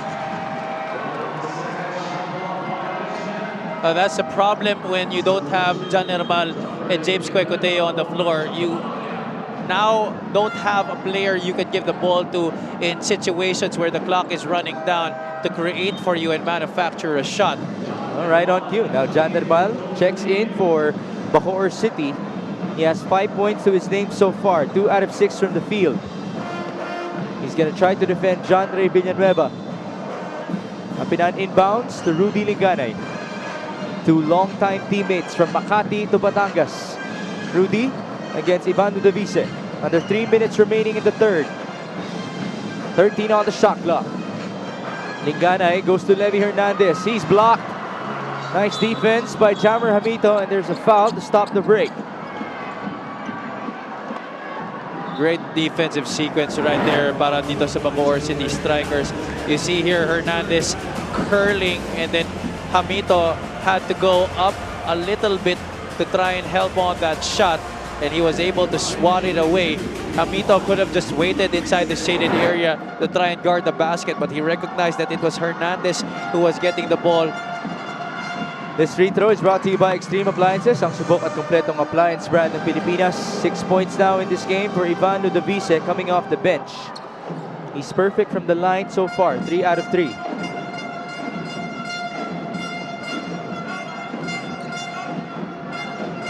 Some Bacoor faithfuls asking for one more make.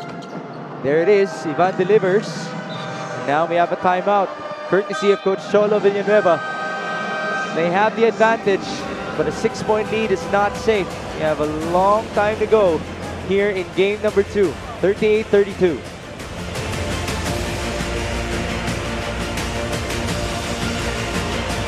Of the game is brought to you by Extreme Gaming.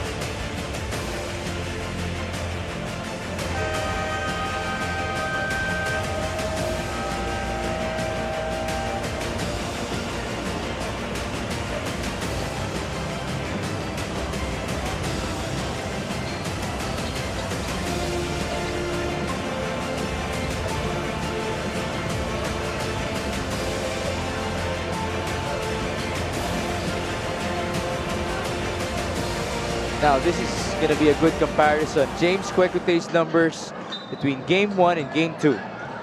James Kwekote hasn't been able to hold the basketball a lot tonight. Batangas has been doing a good job of denying him the rock. Primarily, it has been CJ Isit, the assigned man to shackle James Kwekotay tonight. But a lot of other times also, Coach Cholo Villanueva has put different coverages on him to confuse him and to not make him comfortable here in this game, as evidenced by his numbers here tonight. I did ask Sed Ablaza before this game one question. What's the biggest adjustment made by Coach Cholo? And he said it's a defensive adjustment to those two players, James Kwekotay and Jan Mpbl, as Rudy Lingganay scores with the layup. And now it's John Villanueva, the assigned man to guard James Kwekotay. That's a rare drive to the basket by Rudy Lingganay. Jammer Hamito trying to make an impact here for the Bacoor City Strikers. In game 1, Hamito also checked in late para kay Coach Alex Angeles, but that was already when the game was decided.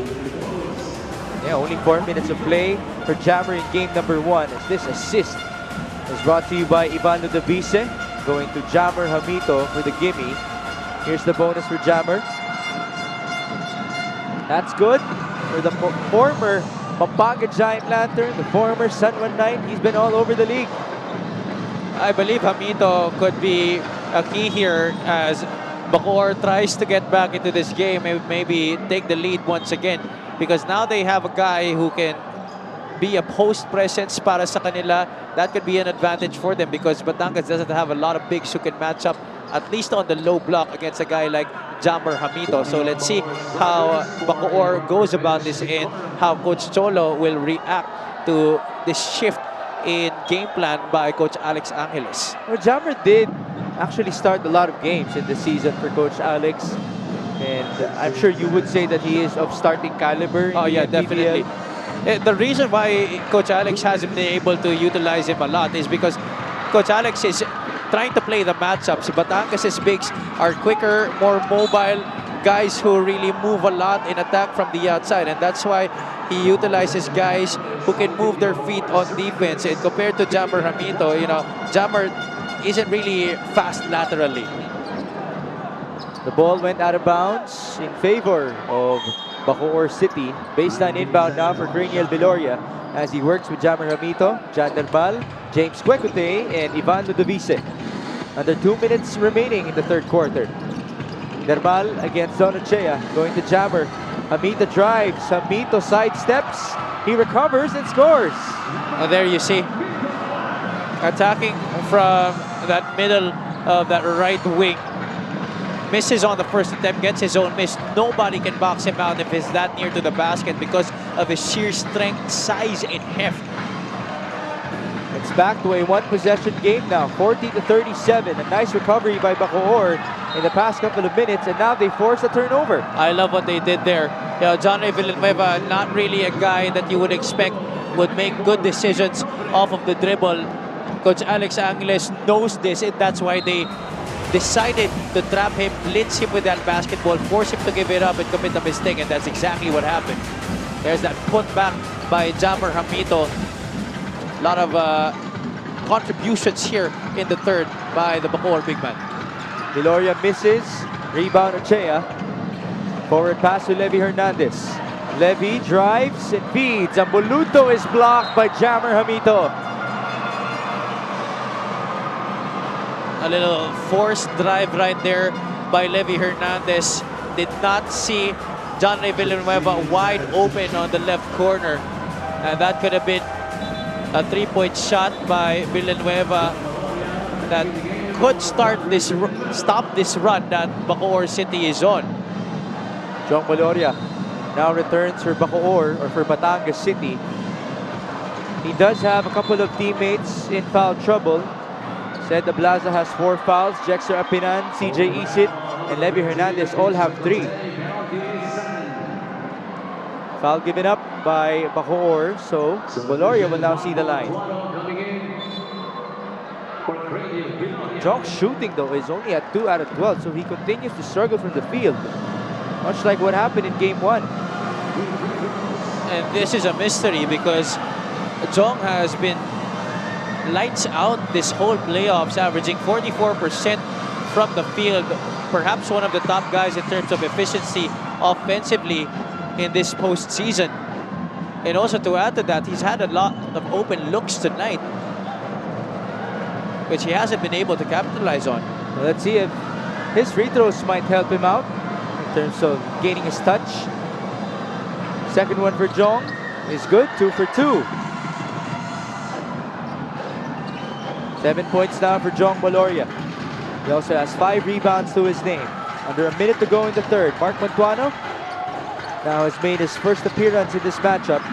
Three-pointer from Jan Nermal.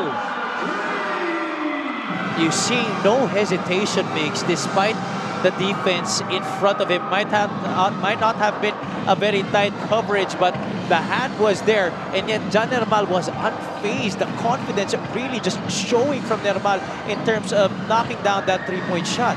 Something that he has worked on all season long. Remember at the start, naiilang talaga si Jan Nermal playing alongside James Quequete. But since his emergence, boy, has he been consistent for Bacoor.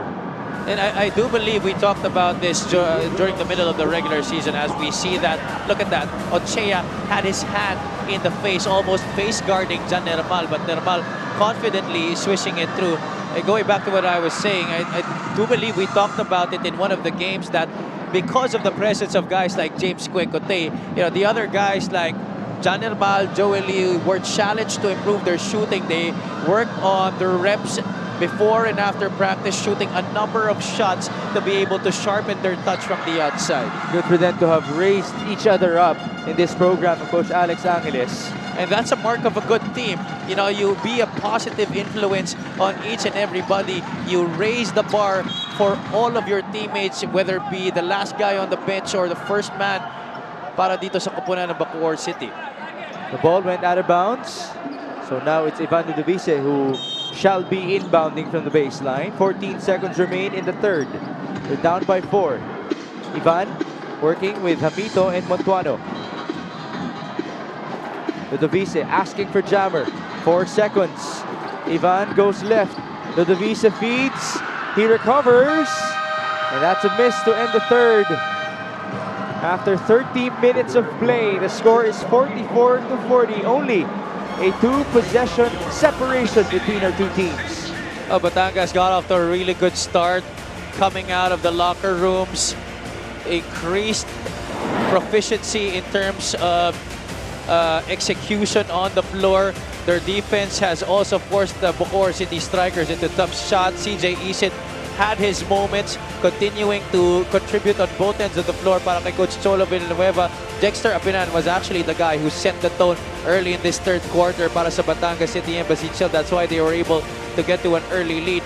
But then the Bacoor City Strikers, they would not go gently into a good night here, especially with the entry of Jammer Hamito. They were able to get baskets from him, and of course Jan Nermal, who they've been able to count on numerous times this year. Nice exchange between the two teams in the third frame. A much higher scoring quarter compared to the first half. Later on, we're going to break it down even more. Talk of the Game is brought to you by TMT. Accelerate your victory with TMT Play.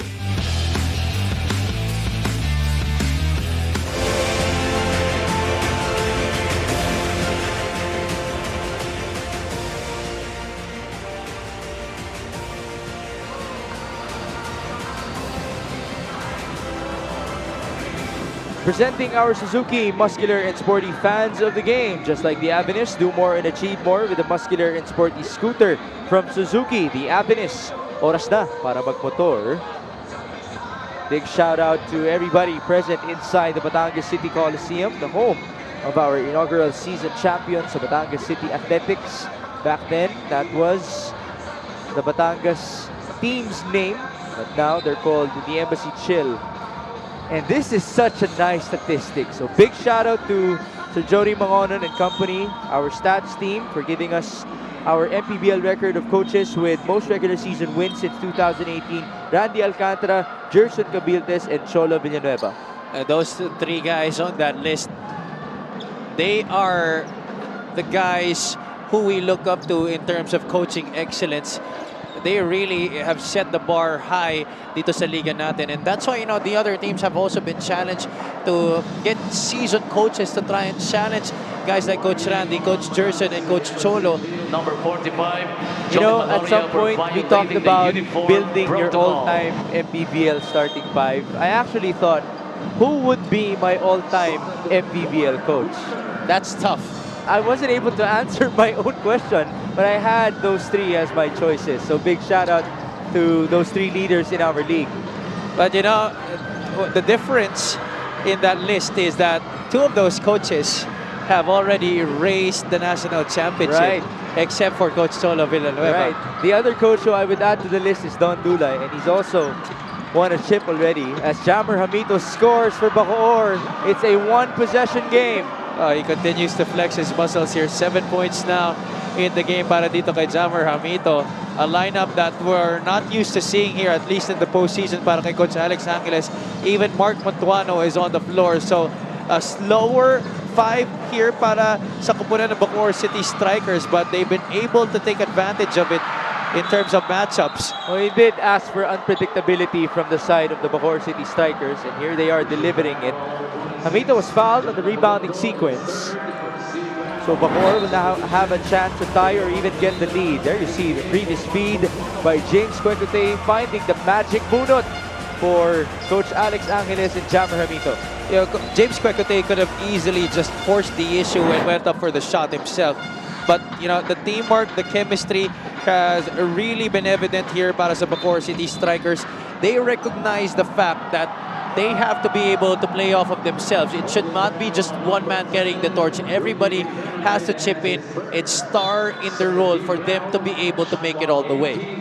Now, I did ask you this question in the third quarter from the Batangas side in terms of them improving their offense, or was it just a drop-off on the defense of Bacoor as Quecote makes a layup?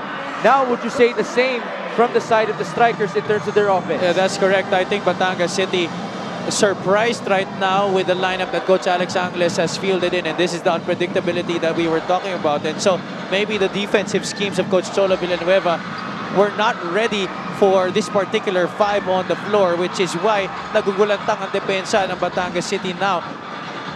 But after all, we have been seeing more scoring in the second half. The tally was 23-17 in the third quarter in favor of Batangas. And it seems like our two teams have carried on their momentums to the last frame. Great effort by Quecote. Unfortunately, he's called for a tech. We're going to have to see, though, where he bounced the ball off of Jong Baloria. Yeah, I want to see that again. It wasn't really clear because both of these players were onto that sideline. You know, it might have been na yung tumama kay Jong sa ulo, baka yung electric fan. Pero let's see here. There's the chase. Yes, straight to the back of the head. It was the ball. All right. I thought someone hit the electric fan because for a while nakita kong gumagalaw eh. How about Good Jeff job, Jeff. Evangelista? Good job, Jeff. Giving those free hugs from the sideline. Yeah, that's what we're all about here at the Mpbl. Love and family. By the way, that's one of our OG producers and floor directors in the Mpbl, The very versatile Jeff Evangelista. All right. Seda Plaza now returns for John Abuluto. Just to clear things up, though, if you're going to bounce the ball off of somebody, it has to be on the lower part. Nagmukhang wala ng choice yung player and it was inadvertent.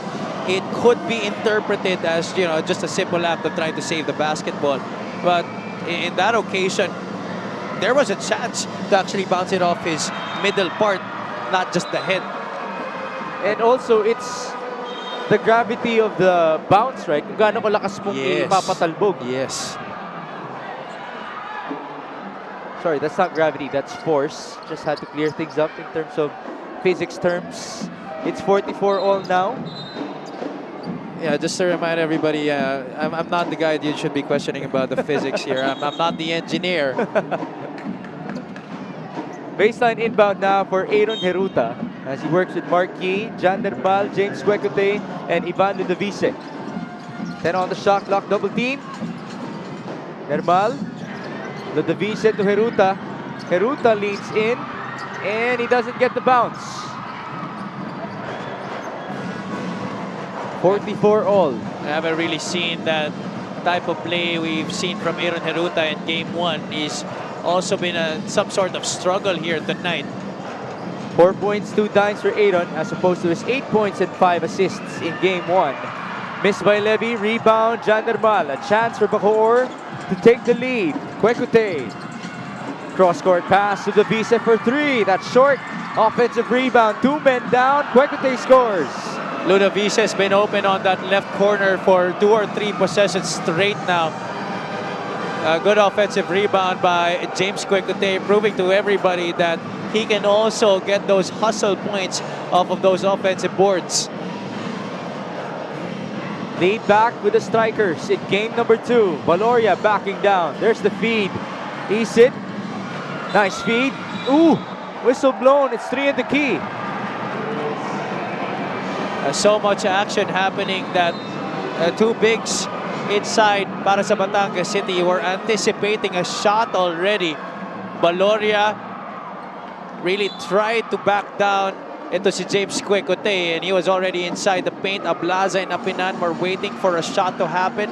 And CJ Isit was actually already 1 foot inside the shaded area when he made that drive.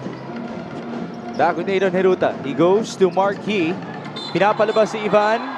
Foul. It's a charge.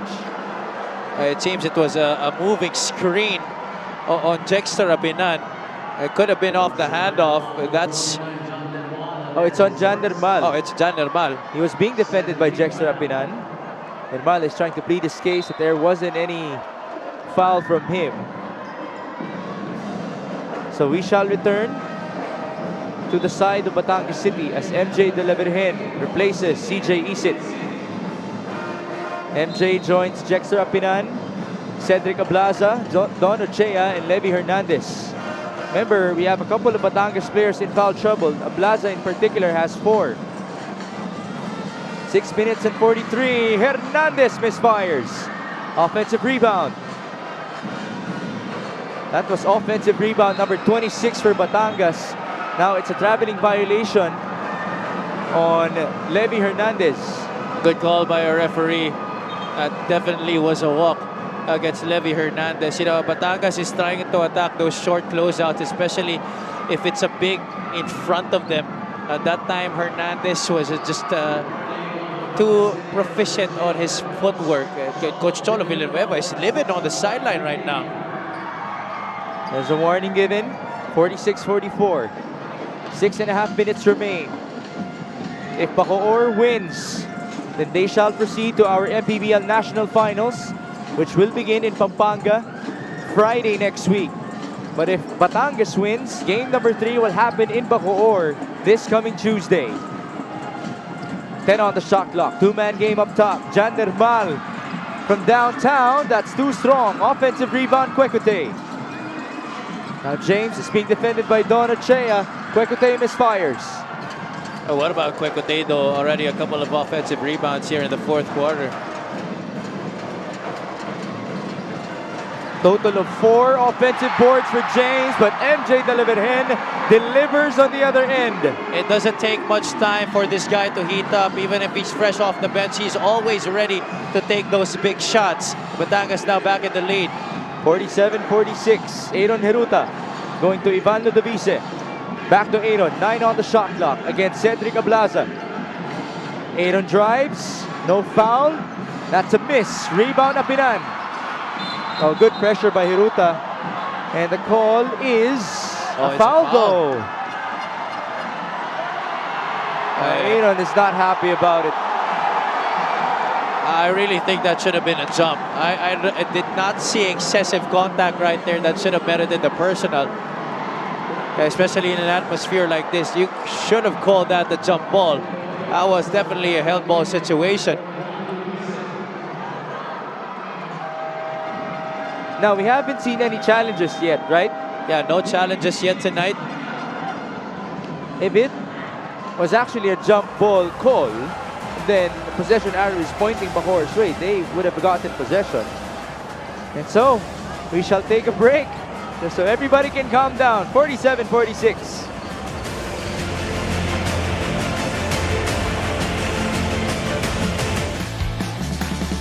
The assigned man to guard James Kwekute. That's a rare drive to the basket by Rudy Linganay. at Jammer Hamito. This assist of the game is brought to you by Nexus 88 Gaming.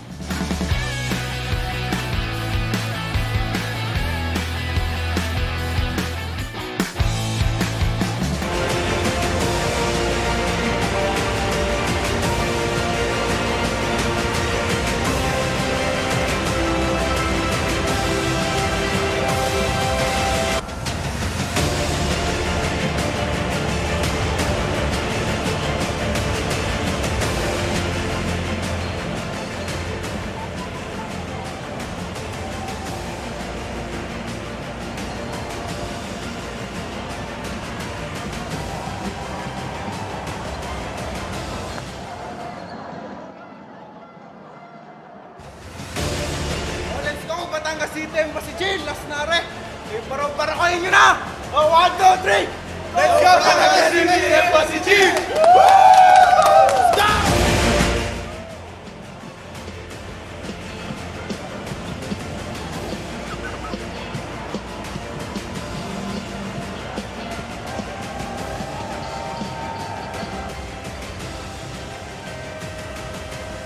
We're back inside the Batangas City Coliseum, the home of the inaugural season champions of the Mpbl, wherein we are seeing the Ramos family, with of course Sir Joe, our executive officer at the sideline. Kasama niya si Commissioner Kenneth Duremdes with Rudy Distrito, our head of security and head of basketball operations, Emer Oreta. This is Mix Gomez alongside Javi Palanya with Sidney Crespo and Andrea Endicio. See our player matchup. Oh, Jexter Apinan, the only guy in double figures tonight between these two teams, and Jan Normal with 8 on the other side para dito sa Bacoor City Strikers. At let's see, Jan Normal, can he continue to make baskets here for Batangas, or will Cedric Ablaza take over para dito sa kanilang kupunan? Well, the answer for Ced was no in that previous possession. It's now 47-46. Kwekute drives. Kwekute scores. He recognizes that his three-point shot will ultimately be covered, and that's why he's decided to put the ball on the deck. He knows that in terms of explosiveness, in terms of speed, he has the advantage over majority of the defenders Batangas will throw at him. Balik tayo kay MJ de la Virgen. They're down by 1. MJ. Now the ball is with Jexter Apinan. Ablaza for 3. Off to the left. Ball tapped away and recovered by Jexter. Scramble. Bodies on the floor. And now it's Aaron Hiruta who passes on to Jan. Marquis slows down.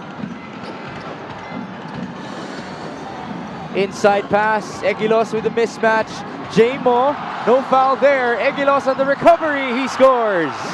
That was good team defense. You could not ask for more there if you were Coach Cholo Villanueva. Just really better offense on the side of J-Mo Egilos. That's experience for you.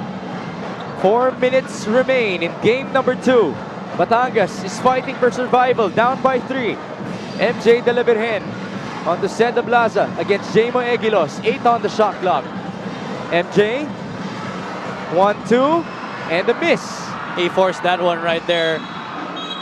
That Bacoor defense was anticipating that shot of his when he could have already easily dropped it off to Jexter Apinan for an easy 2 points on the left side of the basket. Batangas has to play smart here, or Bacoor might just pull away. Here's the recovery by J-Mo Egilos, able to withstand the defense of 2 Batangas players. 50-47 now. 3 minutes and 35 to go. Aaron Hiruta against Levy Hernandez. Marquis, Jan Normal, J-Mo Egilos, and James Kwekute join Mr. Hiruta. 7 on the shot clock.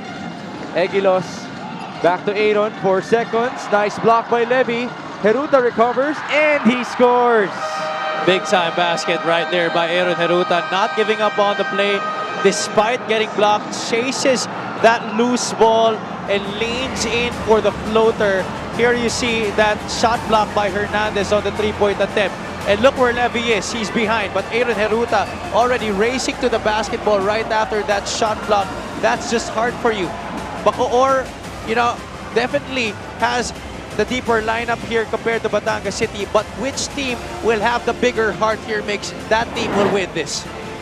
We have a timeout. It's a 5-point lead for Bacoor, 52-47.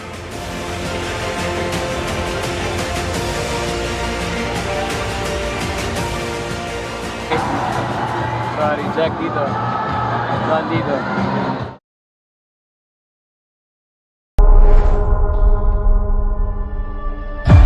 Levy runs into trouble. No problem para kay Levy Hernandez. The crossover from Sed, then the stretch layup. Sa aking mga kababayang Batanggenyo, muling ipapamalas ng Batangas City Embassy Chill ang kanilang galing sa paglaban nila sa South Division Finals ngayong 2023 Mpbl Playoffs.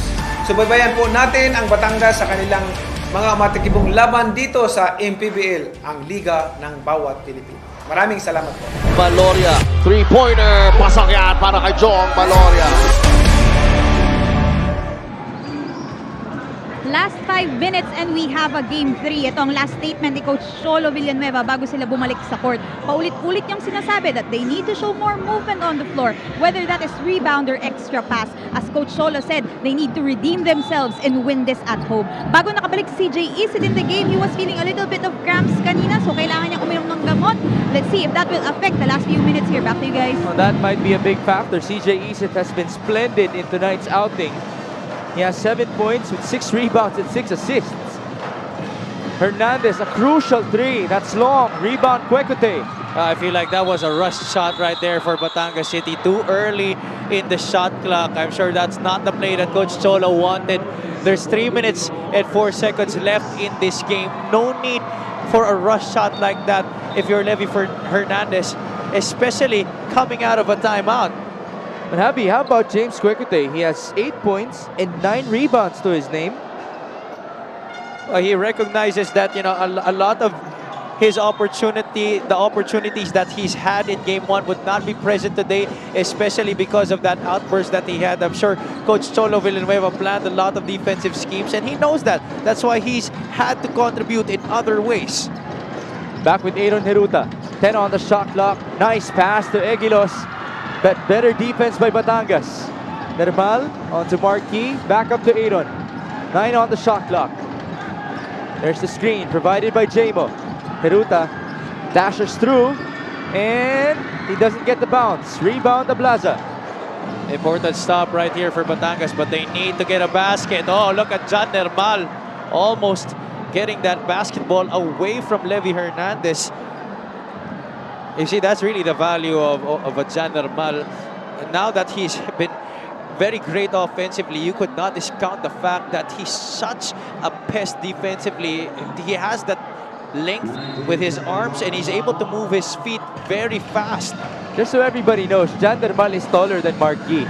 That's how lengthy he is. 15 on the shot clock. The ball got loose in favor of Batangas. But it seems like Coach Alex Angeles will now be using his challenge.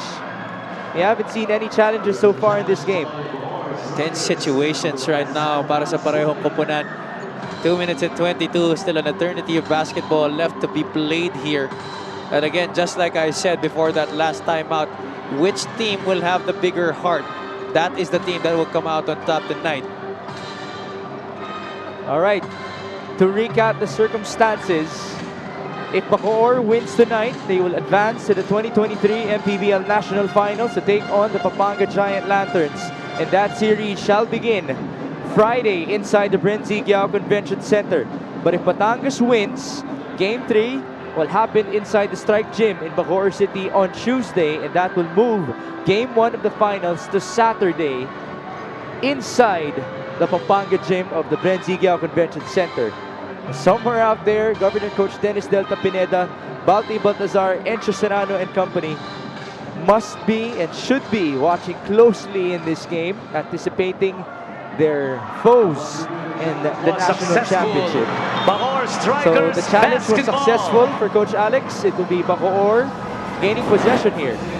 Smart decision to challenge. This was the play in question. Kapinan, he had last touch of the basketball. Heruta did not have his hand on that rock. 2 minutes and 22 remain. Bacoor is up by 5 and they have the ball. Heruta inbounds to Nermal. They also have Kwekute Egilos and Marquis on the floor. Valoria is playing defense against Aaron. The two masked men going at it. Heruta escapes. Double team now. Up top to Marquis. 9 on the shot clock. Back to Heruta. Heruta attacks. Kick out to the wrong guy. No numbers for Batangas. CJ Isid to Ablaza, who fakes. Ablaza. Kick out to Valoria. Jong goes to CJ. 12 on the shot clock. Under the last 2 minutes in game number 2. Oh, nice trap by Egilos. A backward violation by CJ Isid.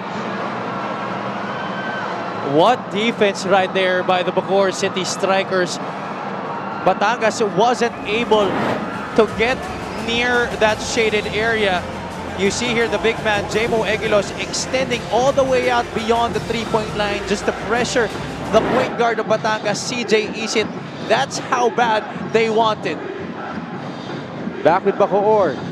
Under the last 100 seconds of this game. Kwekute against Isid. Kwekute drives. No foul there. Offensive rebound, Marquis. Back to James. 9 on the shot clock. Marquis has the ball. His three-pointer. Almost went in. And here comes Batangas. They're down by 5. Under 80 seconds. Valoria for 3. That's short. Rebound Apinan. Jexter needs a teammate. There's Ablaza, top of the key. Ablaza drives. Ablaza misses. Ball tapped and recovered by Donachea. Here's Jong, corner 3. That's short. Air ball. That's a forced shot by Valoria. They had time to give it to another teammate. And he commits a foul, I think, after that, out of sheer frustration. That's been the story of the night para sa kanya. Jong Valoria in this game is 2 out of 16 from the field. And that's after shooting 2 out of 8 in game number 1. 52-47. Bacoor is closing in to game 1 of the national finals. Kwekute goes to Egilos. Chema crosses. He needs a teammate. There's Aaron Heruta. 40 seconds remain. Heruta being hounded by Valoria. That's a clear foul. Jong has to stop. Ooh. That is not good at all. Valoria just really got out of hand. Threw a couple of hits, a closed fist on Aaron Heruta, and even poked James Kwekute after that. Very, very disappointing coming from a guy like Jong Valoria. You know, this game far from over, Migs. There was still a lot of time on the clock, but after this, I'm sure there will be calls made and, you know, drastic things. Free throws will be given to the Bacoor side, and those free throws might just actually put this game away. That's been the story. Which team will be composed? Which team will have the bigger heart? And Bacoor has really stuck to it. They're playing their game. Foul number 45, Jong Valoria for punching. Jong Valoria is out of the play. So Jong is out.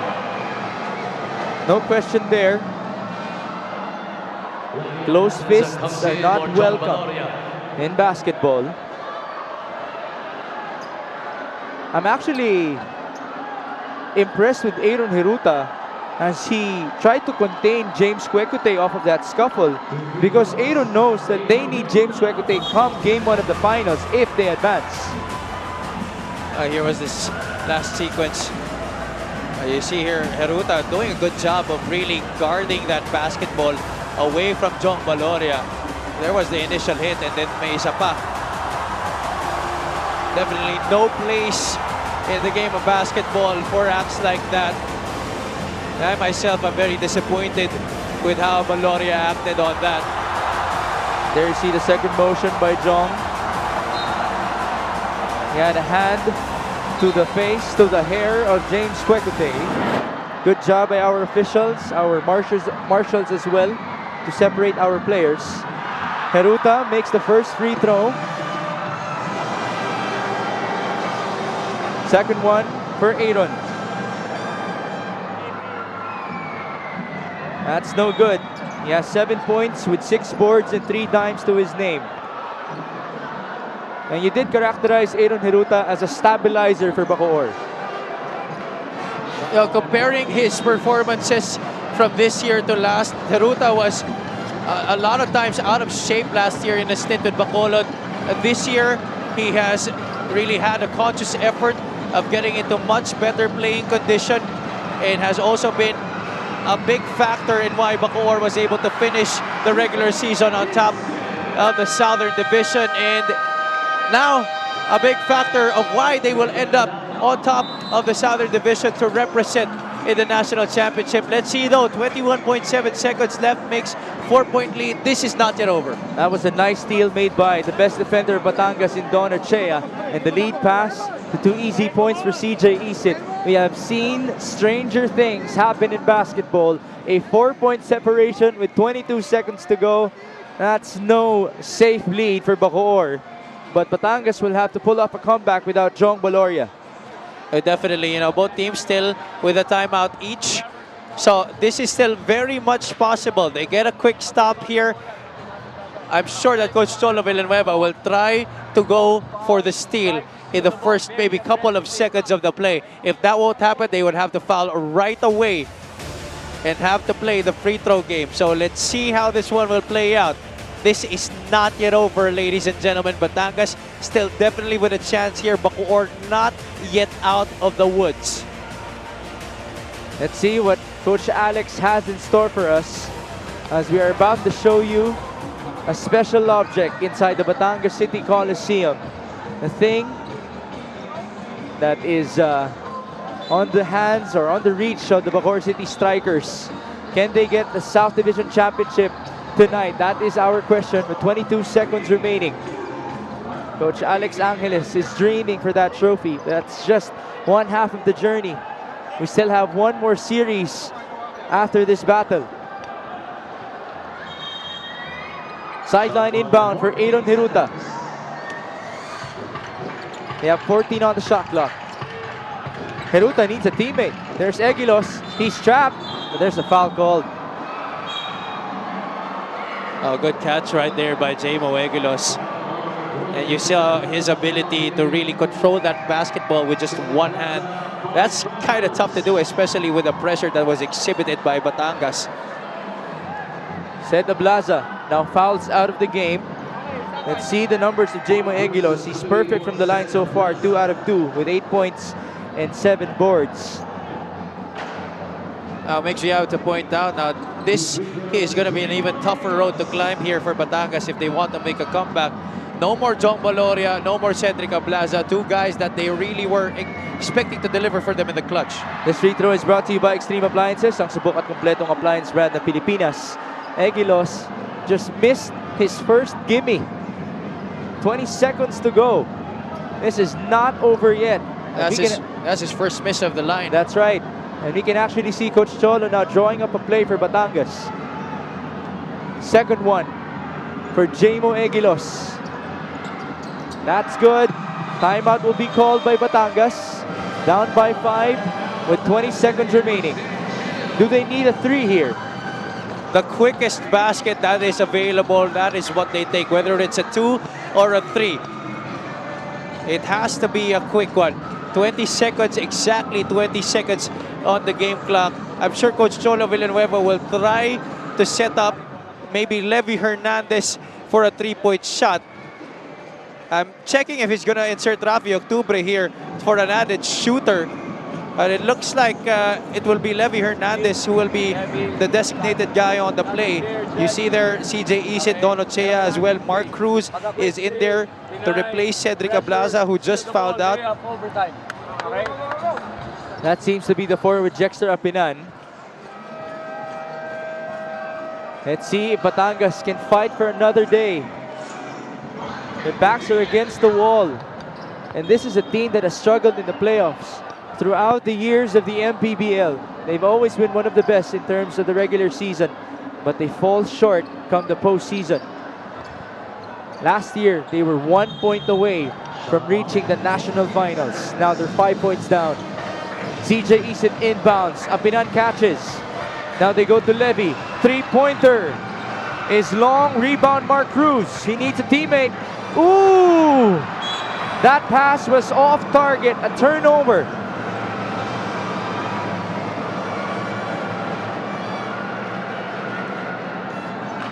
It was a good shot, Mix. They had what they wanted. A decoy play. They set up Jexter Apinan on the flare and then put Levy Hernandez on the left side, having a pin down for him off the curl. He had that three-point shot. It was a good look. Unfortunately, it missed. Mark Cruz was able to get the offensive rebound, but the pass just on the other side of CJ Isit that resulted in that turnover. With 10.5 seconds remaining, now Coach Alex Angeles is talking to his team so that they can take care of this basketball. Up by 5, looking comfortable as they try to advance to our Mpbl National Finals. There you see the avid fans of the Strikers traveling from Cavite to Batangas, and their efforts are all so worth it. They're moments away from possibly advancing to the finals. It'll be a sideline inbound for Aaron Hiruta. He's gonna work with Jamo Egilos, James Quecote, Marquis, and Jan Nermal. All they need to do is just get it inbound. Hiruta still is looking for a teammate. There's Marquis. He's taking his time. Again, CJ Isit. Marquis escapes and passes. 3 seconds. That's it. And there you have it, folks. The Bacoor City Strikers will advance to the 2023 Mpbl National Finals, and they will go up against the Pampanga Giant Lanterns. Yeah, you know, makes more than the great performance that they had throughout the playoffs and in this series.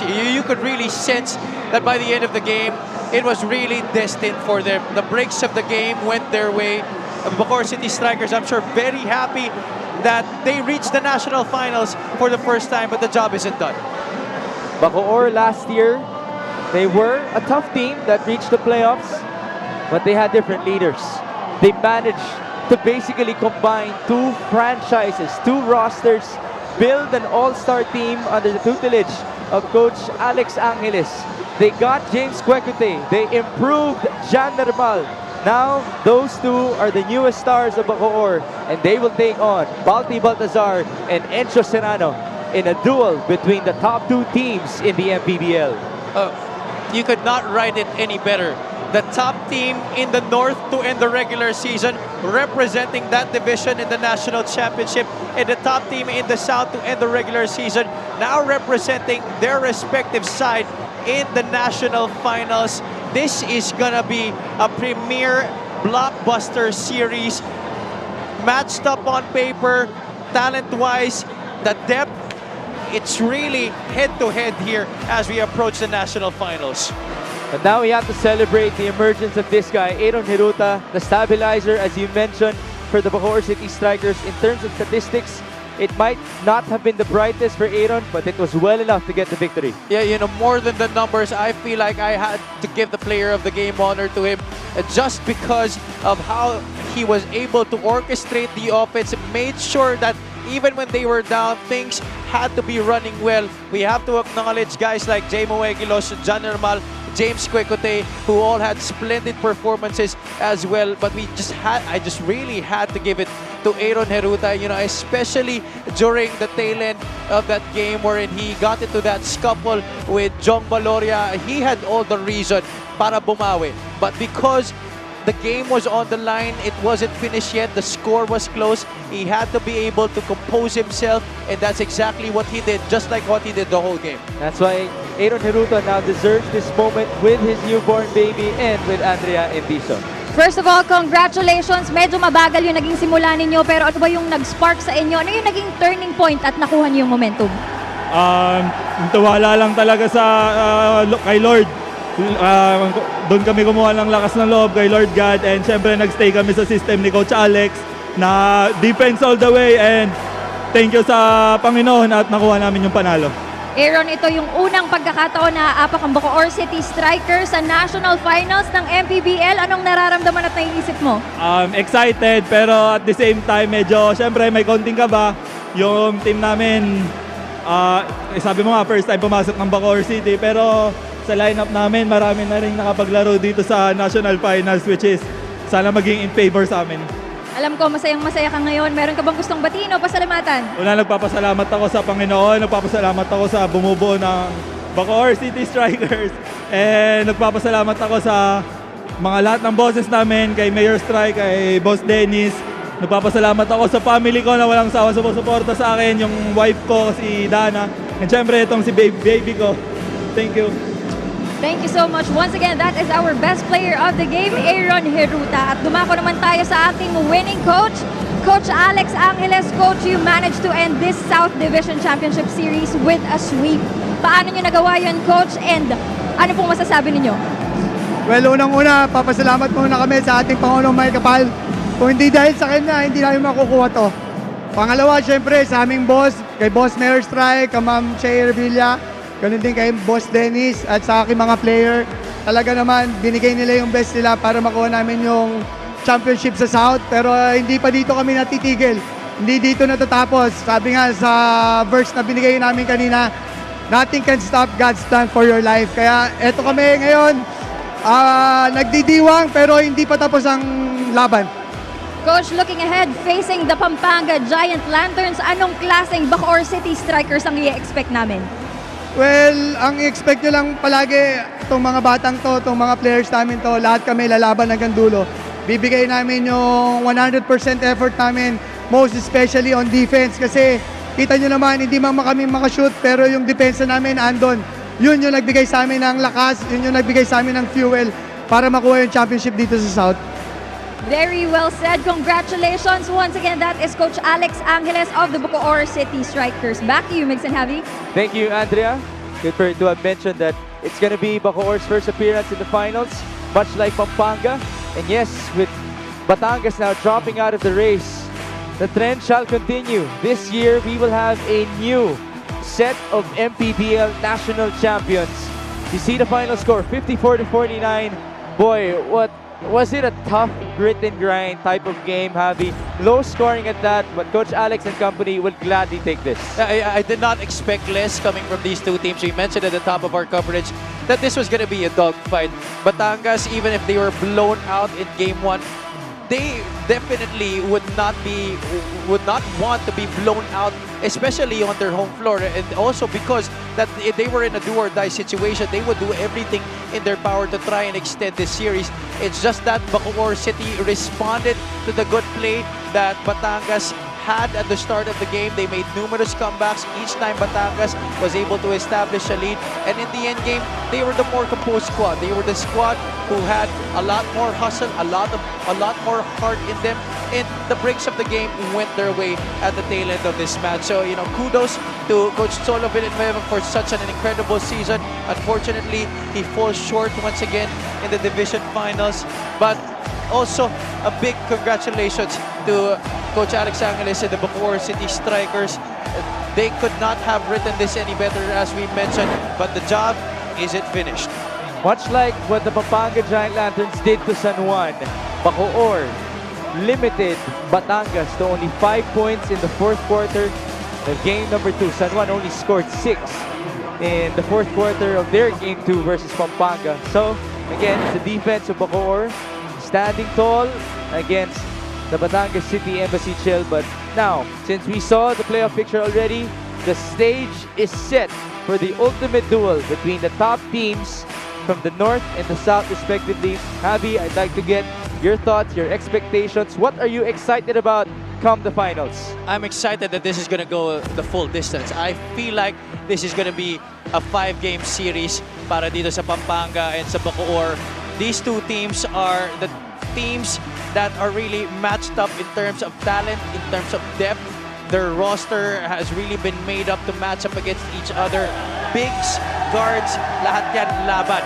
On the side of Pampanga, of course, you have Echo Serrano, Balti Baltazar, our leading MVP candidate.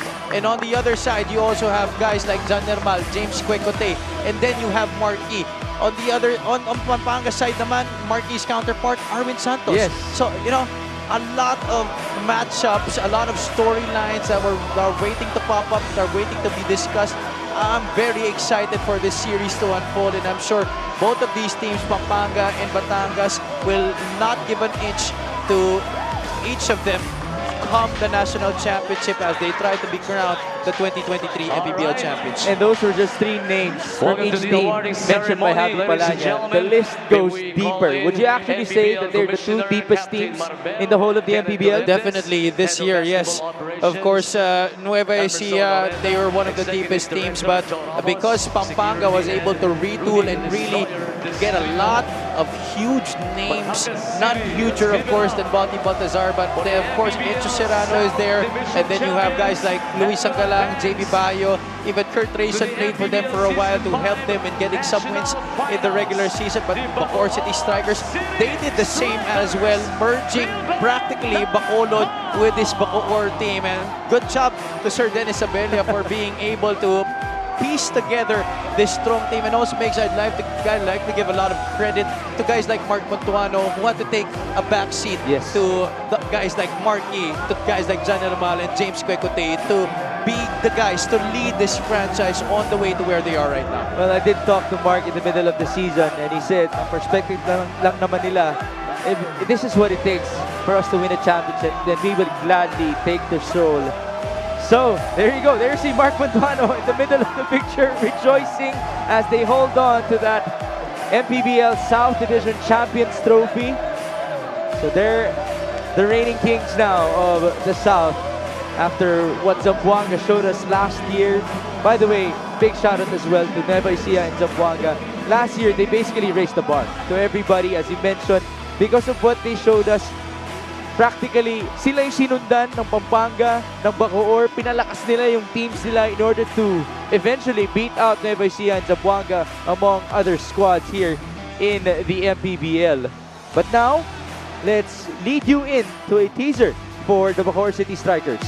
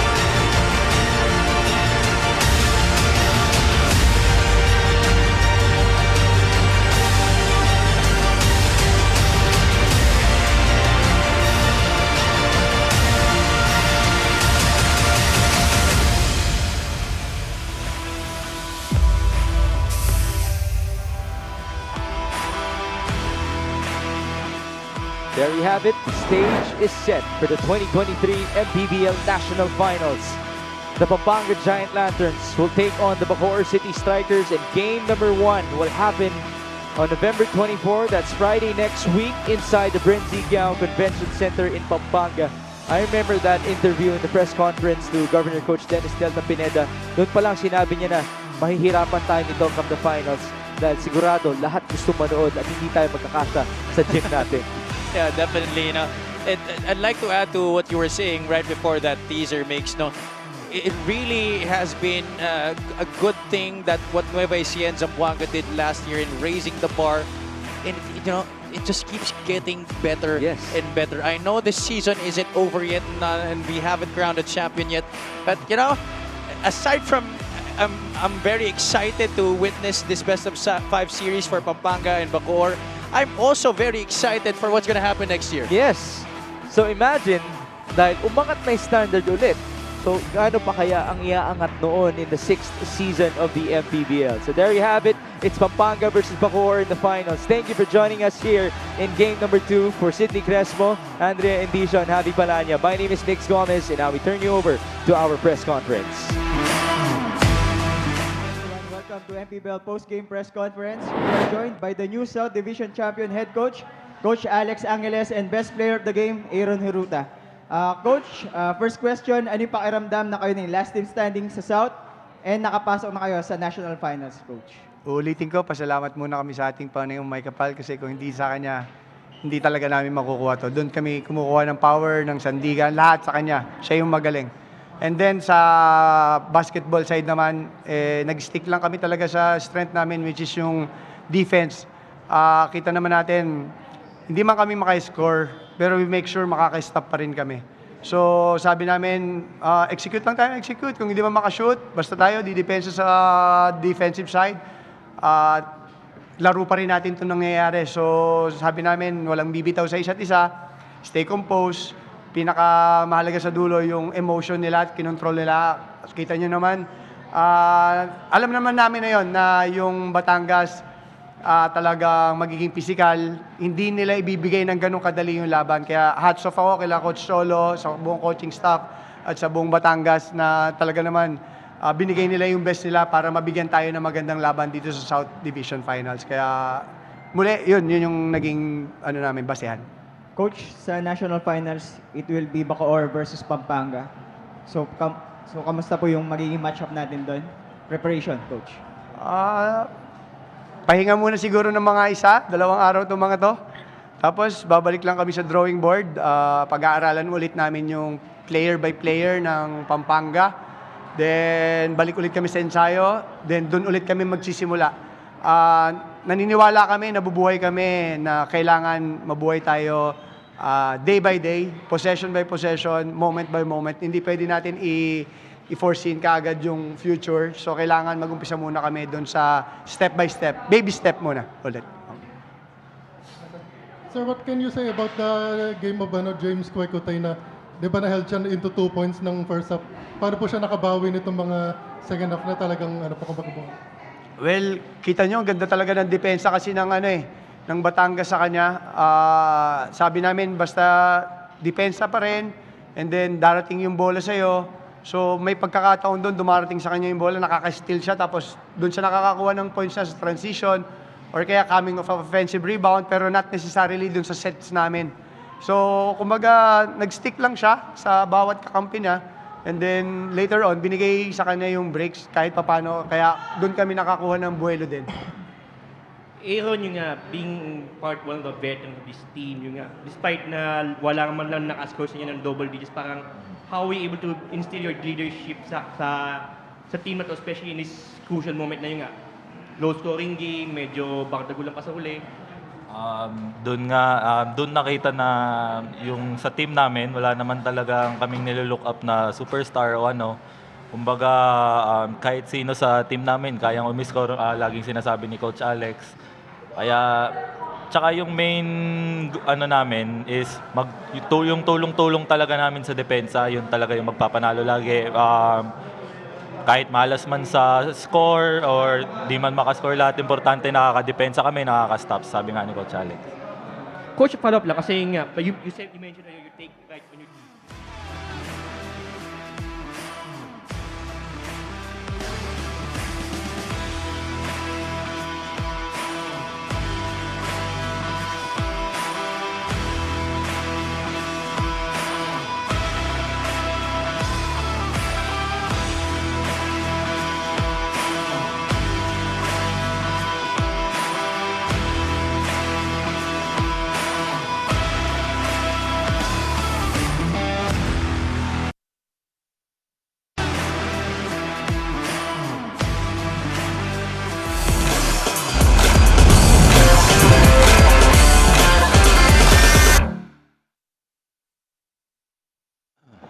May